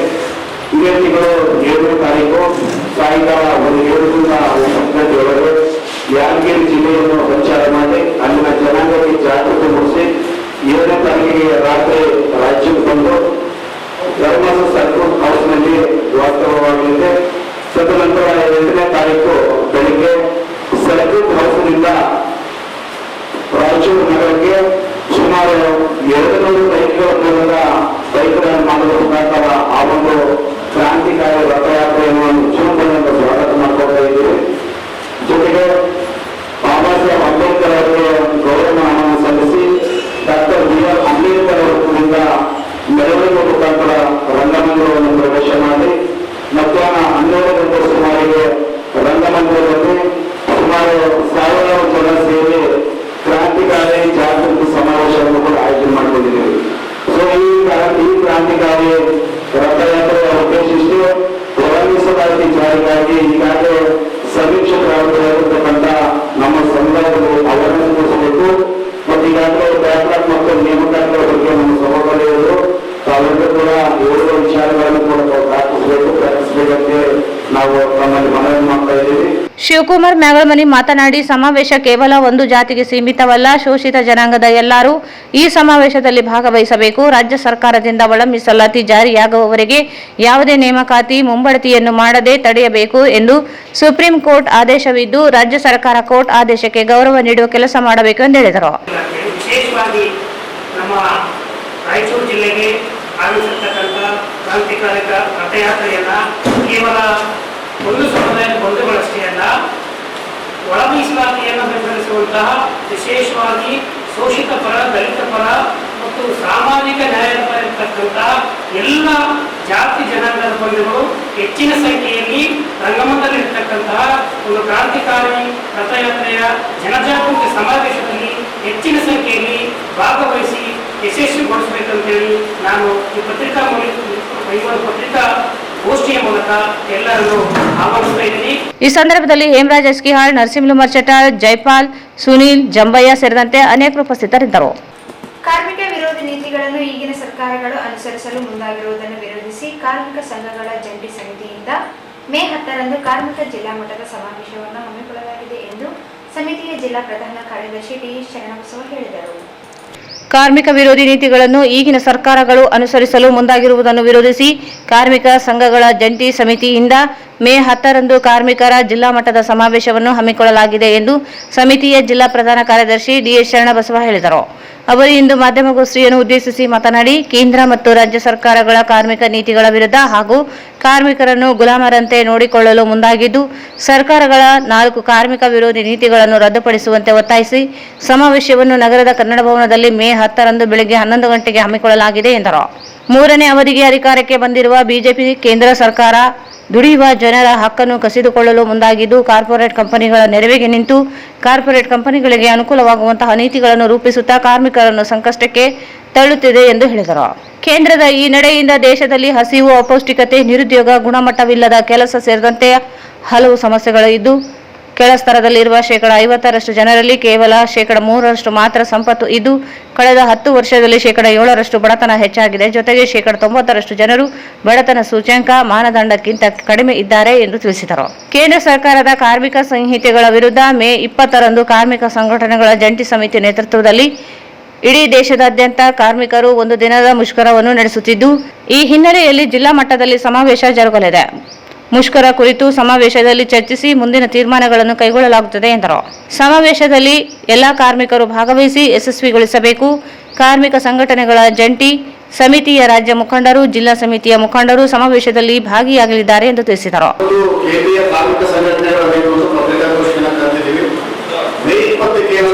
ಅಖಿಲ ಭಾರತ ಮಟ್ಟದಲ್ಲಿ ಕೇಂದ್ರ ಕಾರ್ಮಿಕ ಸಂಘಟನೆಗಳ ನೇತೃತ್ವದಲ್ಲಿ ಇಡೀ ಇದರಲ್ಲಿ ಅಖಿಲ ಭಾರತ ಕಾರ್ಮಿಕರ ಮುಷ್ಕರವನ್ನು ಹಮ್ಮಿಕೊಂಡಿದ್ವಿ. ಆ ಕಾರ್ಮಿಕರ ಮುಷ್ಕರದ ಭಾಗವಾಗಿ ಈಗಾಗಲೇ ಡೆಲ್ಲಿಯಲ್ಲಿ ಅಖಿಲ ಭಾರತ ಮಟ್ಟದ ರಾಷ್ಟ್ರಮಟ್ಟ ಸಮಾವೇಶ ಆಗಿದೆ. ಮತ್ತೆ ಬೆಂಗಳೂರಿನಲ್ಲಿ ಕಳೆದ ತಿಂಗಳು ರಾಜ್ಯ ಮಟ್ಟ ಸಮಾವೇಶ ಸಮಾವೇಶವಿದೆ. ಅದೇ ರೀತಿಯಾಗಿ ನಾವು ರಾಯಚೂರು ಜಿಲ್ಲೆಯಲ್ಲಿ ಕೂಡ ಮೇ 15ನೇ ತಾರೀಕಿಗೆ ಏನು ಕೇಂದ್ರ ಕಾರ್ಮಿಕ ಸಂಘಟನೆ ಕರೆಕೊಂಡಿರ್ತಕ್ಕಂಥ ಮುಷ್ಕರವನ್ನು ಯಶಸ್ವಿ ಮಾಡಬೇಕು ಅಂತ ಹೇಳಿ ಜಿಲ್ಲಾ ಮಟ್ಟದ ಸಮಾವೇಶವನ್ನು ಕನ್ನಡದಲ್ಲಿ ನಾವು ಹಮ್ಮಿಕೊಂಡಿದ್ದೀವಿ. ಈ ಸಮಾವೇಶಕ್ಕೆ ನಮ್ಮ trade union, central trade union ರಾಜ್ಯ ಮುಖಂಡರು ಭಾಗವಹಿಸಿ ಅವತ್ತು ನಾವು ಇಡೀ ಜಿಲ್ಲೆಯಲ್ಲಿ ಮೇ 20ರ ಮುಷ್ಕರವನ್ನು ಯಾವ ರೀತಿಯಾಗಿ ಯಶಸ್ವಿಗೊಳಿಸಬೇಕು ಅಂತಕ್ಕಂಥ ವಿಚಾರವಾಗಿ ತೀರ್ಮಾನ ಮಾಡಿ ಚರ್ಚೆ ಮಾಡ್ತಾ ಇದ್ದೀವಿ. ಈಗಾಗಲೇ ನಿಮ್ಗೆ ಗೊತ್ತಿರ್ತಕ್ಕಂಥ ವಿಚಾರ, 3ನೇ ಅವಧಿಗೆ ಕೇಂದ್ರದಲ್ಲಿ 3ನೇ ಅವಧಿಗೆ ಅಧಿಕಾರಕ್ಕೆ ಬಂದಂತ ಕೇಂದ್ರದ ಬಿಜೆಪಿ ಸರ್ಕಾರ ಮತ್ತೆ ಏನಂತ ಹೇಳಿದ್ರೆ ಇವತ್ತು ಕಾರ್ಪೊರೇಟ್ ಬಂಡವಾಳಿಗರ ಪರವಾಗಿ ಹೆಚ್ಚು ಕಾನೂನುಗಳನ್ನ ಹೆಚ್ಚು ಇದನ್ನ ಜಾರಿ ಮಾಡುವ ಮುಖಾಂತರ ಇವತ್ತು ಜನರ ಜೀವನೋಪಾಯಗಳ ಮೇಲೆ, ಜನರ ಜೀವನದ ಮೇಲೆ, ರೈತರ ಜೀವನದ ಮೇಲೆ ದೊಡ್ಡ ರೀತಿಯ ಬರೆಯನ್ನ ಎಳಿತಾರೆ. ಇಂಥ ಒಂದು ಸಂದರ್ಭದಲ್ಲಿ ಅವರಿಗೆ ಕೇಂದ್ರ ಸರ್ಕಾರಕ್ಕೆ ಜನರ ಜೀವನಕ್ಕಿಂತ ಮುಖ್ಯವಾಗಿ ದೇಶದಲ್ಲಿ ಕೋಮು ಆಧಾರಿತ ಆಧಾರದಲ್ಲಿ ಆಡಳಿತ ಮಾಡತಕ್ಕಂಥ ತನ್ನ ಕಾರ್ಯವೈಖರಿಯನ್ನ, ತನ್ನ ಕಾರ್ಯಸೂಚಿಯನ್ನು ಅದೇ ರೀತಿಯಾಗಿ ಮುಂದುವರೆಸಿದೆ. ಜೊತೆಗೆ ಇಷ್ಟು ಸಾಲದಲ್ಲಿ ಇವತ್ತು ಕಾರ್ಪೊರೇಟ್ ಪರವಾಗಿ ನೀತಿಯನ್ನು ತಂದಿರ್ತಕ್ಕಂಥ ಪರವಾಗಿ ಇವತ್ತು ಶ್ರೀಮಂತರಾಗಿದ್ದಾರೆ, ಬಡವರಾಗಿ ಇರ್ತಕ್ಕಂಥದ್ದನ್ನ ನಮ್ಮ ದೇಶದಲ್ಲಿ ನೋಡ್ತಾ ಇದ್ದೀವಿ. ಇಷ್ಟೆಲ್ಲರ ಮಧ್ಯೆ ಇವತ್ತು ಕಾರ್ಮಿಕ ಸಂಹಿತೆಗಳನ್ನ ಏನು 44 ಕಾನೂನುಗಳಿದ್ದು ಆ ಕಾನೂನುಗಳನ್ನ 4 ಲೇಬರ್ ಕೋಡ್ಗಳಾಗಿ ಮಾಡಿ ಮತ್ತೆ ಇಡೀ ಕಾರ್ಮಿಕರ ಹಕ್ಕುಗಳನ್ನ ಕಲಿಸಿರ್ತಕ್ಕಂಥ ಹುನ್ನಾರವನ್ನ ಕೇಂದ್ರ ಸರ್ಕಾರ ಮಾಡ್ತಾ ಇದೆ. ಆಮೇಲೆ ಏಕಪಕ್ಷೀಯವಾಗಿ ಇಡೀ ಕೇಂದ್ರೀಯ ಕಾರ್ಮಿಕ ಸಂಘಟನೆಗಳು ಹಲವಾರು ಬಾರಿ ಮುಷ್ಕರವನ್ನು ಮಾಡಿ, ಕೋಟ್ಯಾಂತರ ಕಾರ್ಮಿಕರು ಮುಷ್ಕರವನ್ನು ಮಾಡಿ ಕೇಂದ್ರ ಸರ್ಕಾರವನ್ನು ಹೆಚ್ಚಿಸಿದ್ರು ಕೂಡ ಅವರು ಏಕಪಕ್ಷೀಯವಾಗಿ ಯಾವುದೇ ಕೇಂದ್ರ ಕಾರ್ಮಿಕ ಸಂಘಟನೆಗಳಿಗೆ ಕರೆಯದೇನೆ ಇವತ್ತು ಎಲ್ಲ ಇದನ್ನ ತೀರ್ಮಾನಗಳನ್ನು ಮಾಡಿ ಲೇಬರ್ ಕೋಡ್ಗಳನ್ನು ಜಾರಿ ಮಾಡಿದ್ವಿ. ಲೇಬರ್ ಕೋಡ್ಗಳ ಪರಿಣಾಮವಾಗಿ ಇವತ್ತು ಇಡೀ ಕಾರ್ಮಿಕರು ಏನಂತಂದ್ರೆ ತಮ್ಮ ಹಕ್ಕುಗಳನ್ನ ಕಳ್ಕೊಳ್ತಾರೆ, ಸಂಘಗಳನ್ನು ಕಟ್ಕೊಳ್ಳಾದಂತ ಒಂದು ವಾತಾವರಣ ನಿರ್ಮಾಣ ಆಗ್ತಿದೆ. ಆಮೇಲೆ ಮಾಲೀಕರು ಏನ್ ಹೇಳ್ತಾರೆ ಅದನ್ನ ಕೇಳಬೇಕು, ಇಲ್ಲ ಕೆಲಸ ಮಾಡಿ, ಇಲ್ಲಾಂದ್ರೆ ಕೆಲಸ ಬಿಟ್ಟು ಹೋಗ್ರಿ ಅಂತಕ್ಕಂಥ ವಾತಾವರಣವನ್ನ ನಿರ್ಮಾಣ ಮಾಡ್ತಾ ಇದ್ದಾರೆ. ಮತ್ತೆ ಏನು ಕಾರ್ಮಿಕರು ಏನು ದಿನದ 8 ಗಂಟೆಗಳ ಕೆಲಸ ಮಾಡಿದ್ರು ಕೂಡ ಇನ್ನು ಮುಂದೆ ಇರ್ಲಿಕ್ಕಿಲ್ಲ ಅನ್ಸುತ್ತೆ. ಈಗಾಗಲೇ ನಮ್ಮ ರಾಜ್ಯ ಸರ್ಕಾರ 12 ಗಂಟೆಗಳ ಕೆಲಸವನ್ನ ಮಾಡಬೇಕು ಅಂತಕ್ಕಂಥ ಇದನ್ನ ಇದು ಮಾಡಿದ್ದಾರೆ. ಹೀಗಾಗಿ ನಾವು ಈ ಲೇಬರ್ ಕೋಡ್ಗಳನ್ನ ವಾಪಸ್ ಪಡಿಬೇಕು. ಯಾವುದೇ ಕಾರಣಕ್ಕೂ ಲೇಬರ್ ಕೋಡ್ಗಳ ಮುಖಾಂತರ ಕಾರ್ಮಿಕರ ಹಕ್ಕುಗಳನ್ನು ಕಸಲಿಕ್ಕೆ ನಾವು ಬಿಡೋದಿಲ್ಲ. ಆಮೇಲೆ ಕೇಂದ್ರ ಸರ್ಕಾರದ ಬೆಲೆ ಏರಿಕೆ ನೀತಿಗಳಿವೆ, ಆ ಬೆಲೆ ಏರಿಕೆ ನೀತಿಗಳನ್ನ ವಾಪಸ್ ಪಡಿಬೇಕು. ಆಮೇಲೆ ದುಡಿತಕ್ಕಂಥ ಜನರಿಗೆ ಏನಂದ್ರೆ ದುಡಿಯಾವಧಿ, ಕನಿಷ್ಠ ವೇತನ, ಸಾಮಾಜಿಕ ಭದ್ರತೆ, ಸಂಘಟನೆಯ ಹಕ್ಕುಗಳನ್ನ, ಹೋರಾಟದ ಹಕ್ಕುಗಳನ್ನ ಉಳಿಸ್ಕೊಳ್ಬೇಕು ಅಂತಕ್ಕಂಥ ಹಿನ್ನೆಲೆಯಲ್ಲಿ ನಾವು ಕೇಂದ್ರ ಕಾರ್ಮಿಕ ಸಂಘಟನೆಗಳು ಮಹಾಮುಷ್ಕರಕ್ಕೆ ತಯಾರಿಯನ್ನು ಇಡೀ ದೇಶಾದ್ಯಂತ ನಡೆಸ್ತಾ ಇದ್ದೀವಿ. ಈ ಮುಷ್ಕರದ ಭಾಗವಾಗಿ ಮೊದಲನೇ ಹಂತವಾಗಿ ನಾವು ಸಮಾವೇಶವನ್ನು ಕನ್ನಡ ಭವನದಲ್ಲಿ ನಂಬಿಕೊಂಡು ಅವತ್ತು ಮೇ 10ಕ್ಕೆ ಕನ್ನಡ ಭವನದಲ್ಲಿ ನಂಬಿಕೊಂಡು ಮುಂದೆ ನಾವು ಏನೆಲ್ಲ ಕಾರ್ಯಾಚರಣೆಯನ್ನು ಮಾಡಬೇಕು, ಇಡೀ ಜಿಲ್ಲೆಯಲ್ಲಿ ಮುಷ್ಕರವನ್ನು ಯಾವ ರೀತಿಯಾಗಿ ನಾವು ಯಶಸ್ಸು ಮಾಡಬೇಕಂತ ತೀರ್ಮಾನವನ್ನು ಮಾಡ್ತೀವಿ.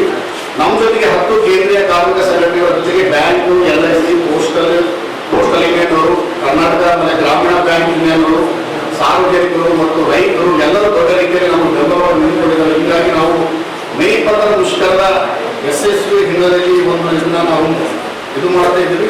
ಮತ್ತು ಇಡೀ ದೇಶದಲ್ಲಿ ಏನಂತಂದ್ರೆ ಇವತ್ತು ಬಡತನ ಇನ್ನೊಂದಿಷ್ಟು 7% ಬಡತನ ಹೆಚ್ಚಿರ್ತಕ್ಕಂಥ ನಾವು ನೋಡ್ತಾ ಇದ್ದೀವಿ. ಆಮೇಲೆ ಅಂತಾರಾಷ್ಟ್ರೀಯ ಇದರಲ್ಲಿ ನಾವು ಬಡತನದ ಮಾನದಂಡ ಬಹಳ ಕಡಿಮೆ ಆಗಿದೆ ನಮ್ಮ ದೇಶ ಅಂತಕ್ಕಂಥದ್ದನ್ನ ನಾವು ಈ ಸಂದರ್ಭದಲ್ಲಿ ನೋಡಬೇಕಾಗ್ತದೆ. ಈ ಸಂದರ್ಭದಲ್ಲಿ ಮಹೇಶ್ ಚಿಕ್ಕಲಪರ್ವಿ, H. ಪದ್ಮಾ, ಶ್ರೀಶೈಲ ರೆಡ್ಡಿ, ಕಾಶಪ್ಪ, ತಿಮ್ಮಪ್ಪ ಸ್ವಾಮಿ, ಬಸವರಾಜ್, ನಾಗರಾಜ್ ಪೂಜಾರಿ ಸೇರಿದಂತೆ ಅನೇಕರು ಉಪಸ್ಥಿತರಿದ್ದರು.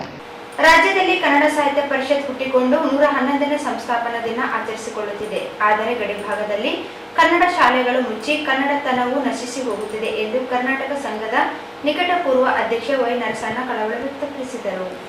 ರಾಜ್ಯದಲ್ಲಿ ಕನ್ನಡ ಸಾಹಿತ್ಯ ಪರಿಷತ್ತು ಹುಟ್ಟಿಕೊಂಡು 111ನೇ ಸಂಸ್ಥಾಪನಾ ದಿನ ಆಚರಿಸಿಕೊಳ್ಳುತ್ತಿದೆ. ಆದರೆ ಗಡಿಭಾಗದಲ್ಲಿ ಕನ್ನಡ ಶಾಲೆಗಳು ಮುಚ್ಚಿ ಕನ್ನಡತನವು ನಶಿಸಿ ಹೋಗುತ್ತಿದೆ ಎಂದು ಕರ್ನಾಟಕ ಸಂಘದ ನಿಕಟಪೂರ್ವ ಅಧ್ಯಕ್ಷ ವೈ ನರಸಣ್ಣ ಕಳವಳ ವ್ಯಕ್ತಪಡಿಸಿದರು. ನಗರದ ಕನ್ನಡ ಭವನದಲ್ಲಿ ಜಿಲ್ಲಾ ಕನ್ನಡ ಸಾಹಿತ್ಯ ಪರಿಷತ್ತು, ತಾಲೂಕು ಕನ್ನಡ ಸಾಹಿತ್ಯ ಪರಿಷತ್ತು ಸಂಯುಕ್ತ ಆಶ್ರಯದಲ್ಲಿ ಕನ್ನಡ ಸಾಹಿತ್ಯ ಪರಿಷತ್ತಿನ 111ನೇ ಸಂಸ್ಥಾಪನಾ ದಿನಾಚರಣೆ ಕಾರ್ಯಕ್ರಮದಲ್ಲಿ ನಾಲ್ವಡಿ ಕೃಷ್ಣರಾಜ ಒಡೆಯರ್, ಸರ್ ಎಂ ವಿಶ್ವೇಶ್ವರಯ್ಯ ಹಾಗೂ ಮಿರ್ಜಾ ಇಸ್ಮಾಯಿಲ್ ಅವರ ಭಾವಚಿತ್ರಕ್ಕೆ ಪುಷ್ಪಾರ್ಚನೆಗೊಳಿಸಿ ಮಾತನಾಡಿದರು. ಕನ್ನಡ ಸಾಹಿತ್ಯ ಪರಿಷತ್ತು, ಕರ್ನಾಟಕ ಸಂಘ ಒಂದು ನಾಣ್ಯದ 2 ಮುಖಗಳು ಇದ್ದಂತೆ. ನಾಲ್ವಡಿ ಕೃಷ್ಣರಾಜ ಒಡೆಯರು ಕನ್ನಡ ಸಾಹಿತ್ಯ ಪರಿಷತ್ತು ಹುಟ್ಟಿಗೆ ಪ್ರೋತ್ಸಾಹ ನೀಡಿದರು. ಸರ್ ಎಂ ವಿಶ್ವೇಶ್ವರಯ್ಯ ಇವರು ಕಾರಣೀಭೂತರಾದರು. ಮಿರ್ಜಾ ಇಸ್ಮಾಯಿಲ್ ಅವರು ಅಡಿಪಾಯ ಹಾಕಿದರು. ಈ 3 ದಿಗ್ಗಜರಿಂದ ಕನ್ನಡ ಸಾಹಿತ್ಯ ಪರಿಷತ್ತು ಆರಂಭಕ್ಕೆ ಪ್ರಮುಖ ಪಾತ್ರ ವಹಿಸಿದರು ಎಂದರು. ಕನ್ನಡ ಸಾಹಿತ್ಯ ಪರಿಷತ್ತು ರಾಜಧಾನಿಯಲ್ಲಿ ಅಡಿಪಾಯ ಹಾಕಿದ ದಿನವೇ ರಾಯಚೂರಿನಲ್ಲಿ ಕರ್ನಾಟಕ ಸಂಘದ ಅಡಿಪಾಯವೂ ಹಾಕಲಾಯಿತು. ಈ ಎರಡೂ ಒಂದು ನಾಣ್ಯದ ಎರಡು ಮುಖಗಳು ಇದ್ದಂತೆ. ಕರ್ನಾಟಕ ಸಂಘಕ್ಕೆ ಡಾಕ್ಟರ್ ಎಸ್ ರಾಮಕೃಷ್ಣ ಮೊದಲ ಅಧ್ಯಕ್ಷರಾದರು. ಕನ್ನಡ ಸಾಹಿತ್ಯ ಪರಿಷತ್ತು ಅಂದಿನಿಂದ ಈವರೆಗೆ 111 ವರ್ಷಗಳು ನಡೆದುಕೊಂಡು ವಿಸ್ತಾರ ಹೊಂದಿದೆ ಎಂದು ತಿಳಿಸಿದರು. ಕನ್ನಡ ಸಾಹಿತ್ಯ ಪರಿಷತ್ತು ದಶಕಗಳು ಕಳೆದರೂ ಸಹ ಗಡಿ ಭಾಗದಲ್ಲಿ ಮಾತ್ರ ಕನ್ನಡವನ್ನು ಉಳಿಸಿ ಬೆಳೆಸಲು ಸರ್ಕಾರದ ಮುಂದಾಗುತ್ತಿಲ್ಲ. ವರ್ಷದಿಂದ ವರ್ಷಕ್ಕೆ ಗಡಿ ಭಾಗದಲ್ಲಿನ ಕನ್ನಡ ಶಾಲೆಗಳು ಒಂದಲ್ಲ ಒಂದು ಕಾರಣಕ್ಕೆ ಸರ್ಕಾರ ಮುಚ್ಚುತ್ತಾ ಬಂದಿದೆ. ಆದರೆ ರಾಜ್ಯದಲ್ಲಿರುವ ಕನ್ನಡ ಪರ ಸಂಘಟನೆಗಳು ಧ್ವನಿ ಎತ್ತಬೇಕಿದೆ. ಜೊತೆಗೆ ಕನ್ನಡ ಸಾಹಿತ್ಯ ಪರಿಷತ್ತು, ಕರ್ನಾಟಕ ಸಂಘವು ಒಂದಾಗಿ ಸರ್ಕಾರವನ್ನು ಎಚ್ಚರಿಸುವ ಕೆಲಸ ಮಾಡಬೇಕು. ಈ ನಿಟ್ಟಿನಲ್ಲಿ ಹೋರಾಟಗಳು ಅನಿವಾರ್ಯವಾಗಿವೆ. ಕನ್ನಡವನ್ನು ಗಡಿ ಭಾಗದಲ್ಲಿ ಉಳಿಸಿ ಬೆಳೆಸುವ ಕೆಲಸ ಮಾಡಬೇಕು ಎಂದು ತಿಳಿಸಿದರು. ನಾನು 5ನೇ ಕ್ಲಾಸ್ನಲ್ಲಿ ಹಮ್ದರ್ದ್ ಪ್ರೌಢಶಾಲೆಯಲ್ಲಿ 70 ವರ್ಷದ ಕೆಳಗೆ ಓದೋ ಕಾಲಕ್ಕೆ ಪಂಡಿತ್ ಸೂಗವೀರ್ ಶರ್ಮಾ ಅಂತ ಕನ್ನಡ ಪಾಠ ಹೇಳಿಕೊಡ್ತಾ ಇದ್ದರು. ಬಹಳ ಮೇಧಾವಿ ಕನ್ನಡ ಪಂಡಿತರು, ಅಷ್ಟೇ ಕನ್ನಡ ಸಾಹಿತ್ಯದಲ್ಲಿ ಅನುಭವವನ್ನು ಪಡೆದವರು. ಅವರು ಒಂದು ದಿನ ಪಾಠ ಮಾಡೋ ಕಾಲಕ್ಕೆ ಒಂದು ಮಾತು ಹೇಳಿದ್ದೆ ನನಗೆ ಜ್ಞಾಪಕವಿದೆ. ಇಂಗ್ಲೀಷ್ ಅಂತಾರೆ ಹುಡುಗರು, ಏನು ಇಂಗ್ಲೀಷ್ ಕಲಿತಾರಪ್ಪ ಇವರು, ಕನ್ನಡ ಕಲಿಯಲಿ ಮೊದಲು, ಕನ್ನಡ ಕಲಿಯಲಿ ಕ್ಲಾಸ್ನಲ್ಲಿ ಯಾವಾಗಲೂ ಇದೇ ಮಾತುಗಳನ್ನು ಮೊದಲು ಹೇಳ್ತಾ ಇದ್ದಾರೆ. ಈ ಕಾರ್ಯಕ್ರಮ ರಾಜ್ಯ ಮಟ್ಟದಲ್ಲಿಯೂ ಕೂಡ ಆಗ್ತಾ ಇದೆ, 111ನೇ ದಿನಾಚರಣೆ.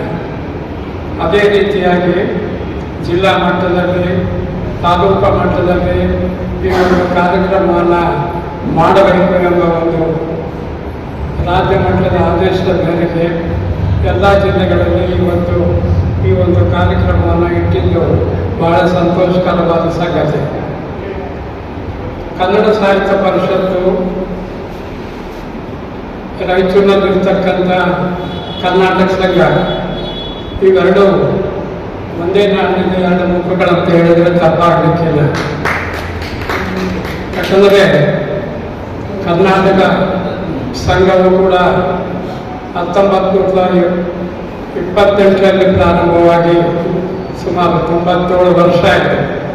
ಇನ್ನೂ 3 ವರ್ಷಗಳಲ್ಲಿ ನಾವು ಕೂಡ ಕರ್ನಾಟಕ ಸಂಘದ ಪರವಾಗಿ ಶತಮಾನೋತ್ಸವದ ದಿನಾಚರಣೆಯನ್ನು ಮಾಡಲಿಕ್ಕೆ ಈಗಾಗಲೇ ನಿರ್ಧರಿಸಿದ್ದೇವೆ.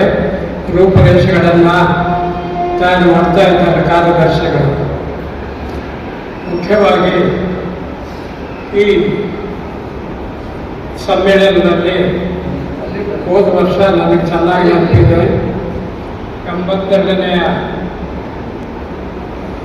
ರಾಜ್ಯದ 82ನೇ ಅಖಿಲ ಭಾರತ ಕನ್ನಡ ಸಾಹಿತ್ಯ ಸಮ್ಮೇಳನವನ್ನು ನಮ್ಮ ರಾಯಚೂರಲ್ಲಿ ಮಾನ್ಯ ಶ್ರೀ ಬರಗೂರು ರಾಮಚಂದ್ರಪ್ಪನವರು ಮುಖ್ಯವಾಗಿ ಈ ಒಂದು ಕಾರ್ಯಕ್ರಮದಲ್ಲಿ ಭಾಗವಹಿಸಿದ್ದಾರೆ. ಅವರ ಒಂದು ಮೆರವಣಿಗೆ ಕೂಡ ಕರ್ನಾಟಕದಿಂದ ಪ್ರಾರಂಭವಾಗಿ ಈ ಒಂದು ವಿಶ್ವವಿದ್ಯಾಲಯ ನಮ್ಮ ಅಗ್ರಿಕಲ್ಚರಲ್ ಯೂನಿವರ್ಸಿಟಿಗೆ ಬಂದು ಕಾರ್ಯಕ್ರಮ. ರಾಯಚೂರಿನಲ್ಲಿ ಯಾವುದೇ ಕಾರ್ಯಕ್ರಮ ಆದರೂ ಕೂಡ ಕರ್ನಾಟಕ ಸಂಘ ಮತ್ತು ಕನ್ನಡ ಸಾಹಿತ್ಯ ಪರಿಷತ್ ಇವೆರಡೂ ಮುಖ್ಯವಾಗಿ ಸಾಹಿತ್ಯದ ಬಗ್ಗೆ. ಹಿರಿಯ ಸಾಹಿತಿ ವೆಂಕಟರಾವ್ ಕುಲಕರ್ಣಿ ಜನಸಾಮಾನ್ಯರತ್ತ ಕನ್ನಡ ಸಾಹಿತ್ಯ ಪರಿಷತ್ತು ಕುರಿತು ಉಪನ್ಯಾಸ ನೀಡಿದರು. ಕನ್ನಡ ಭಾಷಾಭಿಮಾನ ಅತ್ಯಂತ ದೊಡ್ಡ ಪ್ರಮಾಣದಲ್ಲಿದೆ. ಆರಂಭದಲ್ಲಿ ಕನ್ನಡ ಸಾಹಿತ್ಯ ಹುಟ್ಟಿಕೊಂಡಿದ್ದು ಉತ್ತರ ಕರ್ನಾಟಕವಾದರೆ ಅದು ಬೆಳೆದಿದ್ದು ದಕ್ಷಿಣ ಕರ್ನಾಟಕದಲ್ಲಿ. ಮೊದಲ ಕೃತಿ ಕವಿರಾಜ ಮಾರ್ಗ ಹುಟ್ಟಿಕೊಂಡಿದ್ದು ಉತ್ತರ ಕರ್ನಾಟಕದಲ್ಲಿ. ಮೊದಲ ವಚನ ಸಾಹಿತ್ಯ ಹುಟ್ಟಿದ್ದು ಉತ್ತರ ಕರ್ನಾಟಕದಲ್ಲಿ. ದಾಸ ಪರಂಪರೆ ಹುಟ್ಟಿದ್ದು ಉತ್ತರ ಕರ್ನಾಟಕದಲ್ಲಿ. ಎಲ್ಲವೂ ಹುಟ್ಟಿದ್ದು ಉತ್ತರ ಕರ್ನಾಟಕದಲ್ಲಿ. ಉತ್ತರ ಕರ್ನಾಟಕದಲ್ಲಿಯೇ ಕನ್ನಡ ಸಾಹಿತ್ಯವು ಅಡಿಪಾಯ ಹಾಕಿದೆ. 1890ರಲ್ಲಿ ಧಾರವಾಡದಲ್ಲಿ ವಿದ್ಯಾವರ್ಧಕ ಸಂಘ ಸ್ಥಾಪನೆಯಾಯಿತು. ಆ ಭಾಗದಲ್ಲಿ ಸಾಹಿತ್ಯದ ಜೊತೆಗೆ ಹೊಸಬರಿಗೆ ಪ್ರೋತ್ಸಾಹ ನೀಡುವ ಕೆಲಸ ಮಾಡಿತು. ನಮ್ಮ ಭಾಗದಲ್ಲಿ ಪ್ರೋತ್ಸಾಹಕ್ಕೆ ಹಿನ್ನಡೆ ಕಂಡಿತು. ಸಾಕಷ್ಟು ಸಾಧನೆ ಮಾಡಿದ ಮೈಸೂರು ಭಾಗದವರನ್ನು ನೆನೆಯುತ್ತೇವೆ, ನಮ್ಮ ಭಾಗದವರನ್ನು ನೆನೆಯುವುದು ತೀರಾ ವಿರಳವೆಂದರು. ಈ ವೇಳೆ doctor Basavaraj Patil, doctor Ramakrishna MR ಇವರನ್ನು ಸನ್ಮಾನಿಸಲಾಯಿತು.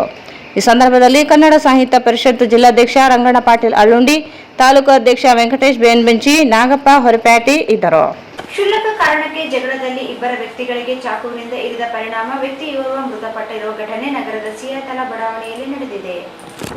ಕ್ಷುಲ್ಲಕ ಕಾರಣಕ್ಕೆ ಜಗಳದಲ್ಲಿ ಇಬ್ಬರ ವ್ಯಕ್ತಿಗಳಿಗೆ ಚಾಕುವಿನಿಂದ ಇರಿದ ಪರಿಣಾಮ ಓರ್ವ ವ್ಯಕ್ತಿ ಮೃತಪಟ್ಟ ಘಟನೆ ನಗರದ ಸಿಯಾತಲ ಬಡಾವಣೆಯಲ್ಲಿ ನಡೆದಿದೆ. ಮೃತಪಟ್ಟ ವ್ಯಕ್ತಿ ಓಂ ಸಿಂಗ್ ಎಂದು ತಿಳಿದು ಬಂದಿದೆ. ಸಫಾಯಿ ಕರ್ಮಚಾರಿಗಳ ಸಮುದಾಯದ ಶಿವ, ರಮೇಶ್, ಓಂ ಸಿಂಗ್ ಸೇರಿದಂತೆ 4-5 ಜನರು ಕ್ಷುಲ್ಲಕ ಕಾರಣಕ್ಕೆ ಜಗಳ ಮಾಡಿಕೊಂಡಿದ್ದರು. ಮಾತಿಗೆ ಮಾತು ಬೆಳೆದಿದ್ದರಿಂದ ಓಂ ಸಿಂಗ್ ಹಾಗೂ ಮತ್ತೋರ್ವನ ಮೇಲೆ ಚಾಕುವಿನಿಂದ ಇರಿಯಲಾಗಿದೆ. ಈ ವೇಳೆ ಓಂ ಸಿಂಗ್ ಎನ್ನುವ ವ್ಯಕ್ತಿ ಮೃತಪಟ್ಟಿದ್ದು, ಮತ್ತೋರ್ವನ ಸ್ಥಿತಿ ಗಂಭೀರವಾಗಿದೆ. ಸ್ಥಳಕ್ಕೆ ಸದರ್ ಬಜಾರ್ ಪೊಲೀಸರು ಆಗಮಿಸಿ ಪರಿಶೀಲನೆ ನಡೆಸಿದ್ದು, ತೀವ್ರ ಗಾಯಗೊಂಡವರನ್ನು ಚಿಕಿತ್ಸೆಗಾಗಿ ಆಸ್ಪತ್ರೆಗೆ ದಾಖಲಿಸಲಾಗಿದೆ. ಈ ಕುರಿತು ಸದರ್ ಬಜಾರ್ ಪೊಲೀಸ್ ಠಾಣೆಯಲ್ಲಿ ಪ್ರಕರಣ ದಾಖಲಾಗಿದೆ. ಕೊನೆಯಲ್ಲಿ ಮತ್ತೊಮ್ಮೆ ಮುಖ್ಯಾಂಶಗಳು. ಕೇಂದ್ರದ ಬೆಲೆ ಏರಿಕೆ ನೀತಿಯಿಂದ ರಾಜ್ಯಕ್ಕೆ ಆರ್ಥಿಕ ಹೊರೆ. ಪ್ರತಿಭಟನಾ ಸಮಾವೇಶಕ್ಕೆ ಮಲ್ಲಿಕಾರ್ಜುನ ಖರ್ಗೆ, ಸಿಎಂ ಸಿದ್ದರಾಮಯ್ಯ, ಎನ್ಎಸ್ ಬೋಸರಾಜ್. ಕಲ್ಯಾಣ ಕರ್ನಾಟಕ ಜಿಲ್ಲೆಗಳ ಪ್ರತಿಭಟನಾ ಸಮಾವೇಶ ಮೇ 7ರಂದು. ಕೇಂದ್ರ ಸರ್ಕಾರ ಬೆಲೆ ಏರಿಕೆ ವಿರುದ್ಧ ಪ್ರತಿಭಟನೆ. ವಸಂತ್ ಕುಮಾರ್. ಪರಿಶಿಷ್ಟ ಜಾತಿಗಳ ಗಣತಿ ಮೇ 8ಕ್ಕೆ ನಗರಕ್ಕೆ ಕ್ರಾಂತಿಕಾರಿ ರಥಯಾತ್ರೆ ಆಗಮನ. ರಂಗಮಂದಿರದಲ್ಲಿ ಸಮಾವೇಶ. ನರಸಿಂಹಲು. ಕಾರ್ಮಿಕ ವಿರೋಧಿ ನೀತಿ ವಿರೋಧಿಸಿ ಮೇ 10ಕ್ಕೆ ಜಿಲ್ಲಾ ಮಟ್ಟದ ಕಾರ್ಮಿಕರ ಸಮಾವೇಶ. ಡಿಎಸ್ ಶರಣಬಸವ. ಕನ್ನಡ ಸಾಹಿತ್ಯ ಪರಿಷತ್ತು ಹುಟ್ಟಿ ದಶಕಗಳು ಕಳೆದರೂ ಗಡಿಭಾಗದಲ್ಲಿ ಕನ್ನಡ ನಶಿಸುತ್ತಿದೆ. ವೈ ನರಸಣ್ಣ.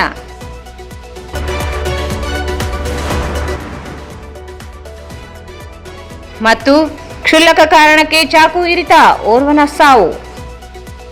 ವಾರ್ತೆಗಳನ್ನು ಪ್ರವೇಶಿಸಿದವರು ಭಾರತ್ ಫರ್ನಿಚರ್ಸ್. ರಾಯಚೂರಿನಲ್ಲಿ ಮೊಟ್ಟ ಮೊದಲ ಬಾರಿಗೆ 3 ಮಳಿಗೆ ಒಳಗೊಂಡ ಬೃಹತ್ ಆಕಾರದ furniture showroom. CPS complex opposite Shiva Mandir, Patel road, Raichur. Sri Raghavendra ghee.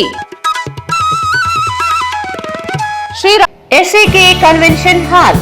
Book now flat 50% discount. Save of the season with luxury rooms, faculty, fully centralized AC halls, wide parking areas, facilities. Visit SAK Convention Hall, Shekhar Nagar, IV Road, Raichur. Raichur's biggest jewel palace. All types of jewelries available in only KTB Jewel Palace. Visit KTB Jewel Palace, Udayanagar, Station Road, Raichur. ಇಲ್ಲಿಗೆ ವಾರ್ತಾ ಪ್ರಸಾರ ಮುಕ್ತಾಯವಾಯಿತು. ಮುಂದಿನ ವಾರ್ತೆಗಳೊಂದಿಗೆ ಮತ್ತೆ ಭೇಟಿಯಾಗೋಣ. ವಂದನೆಗಳು.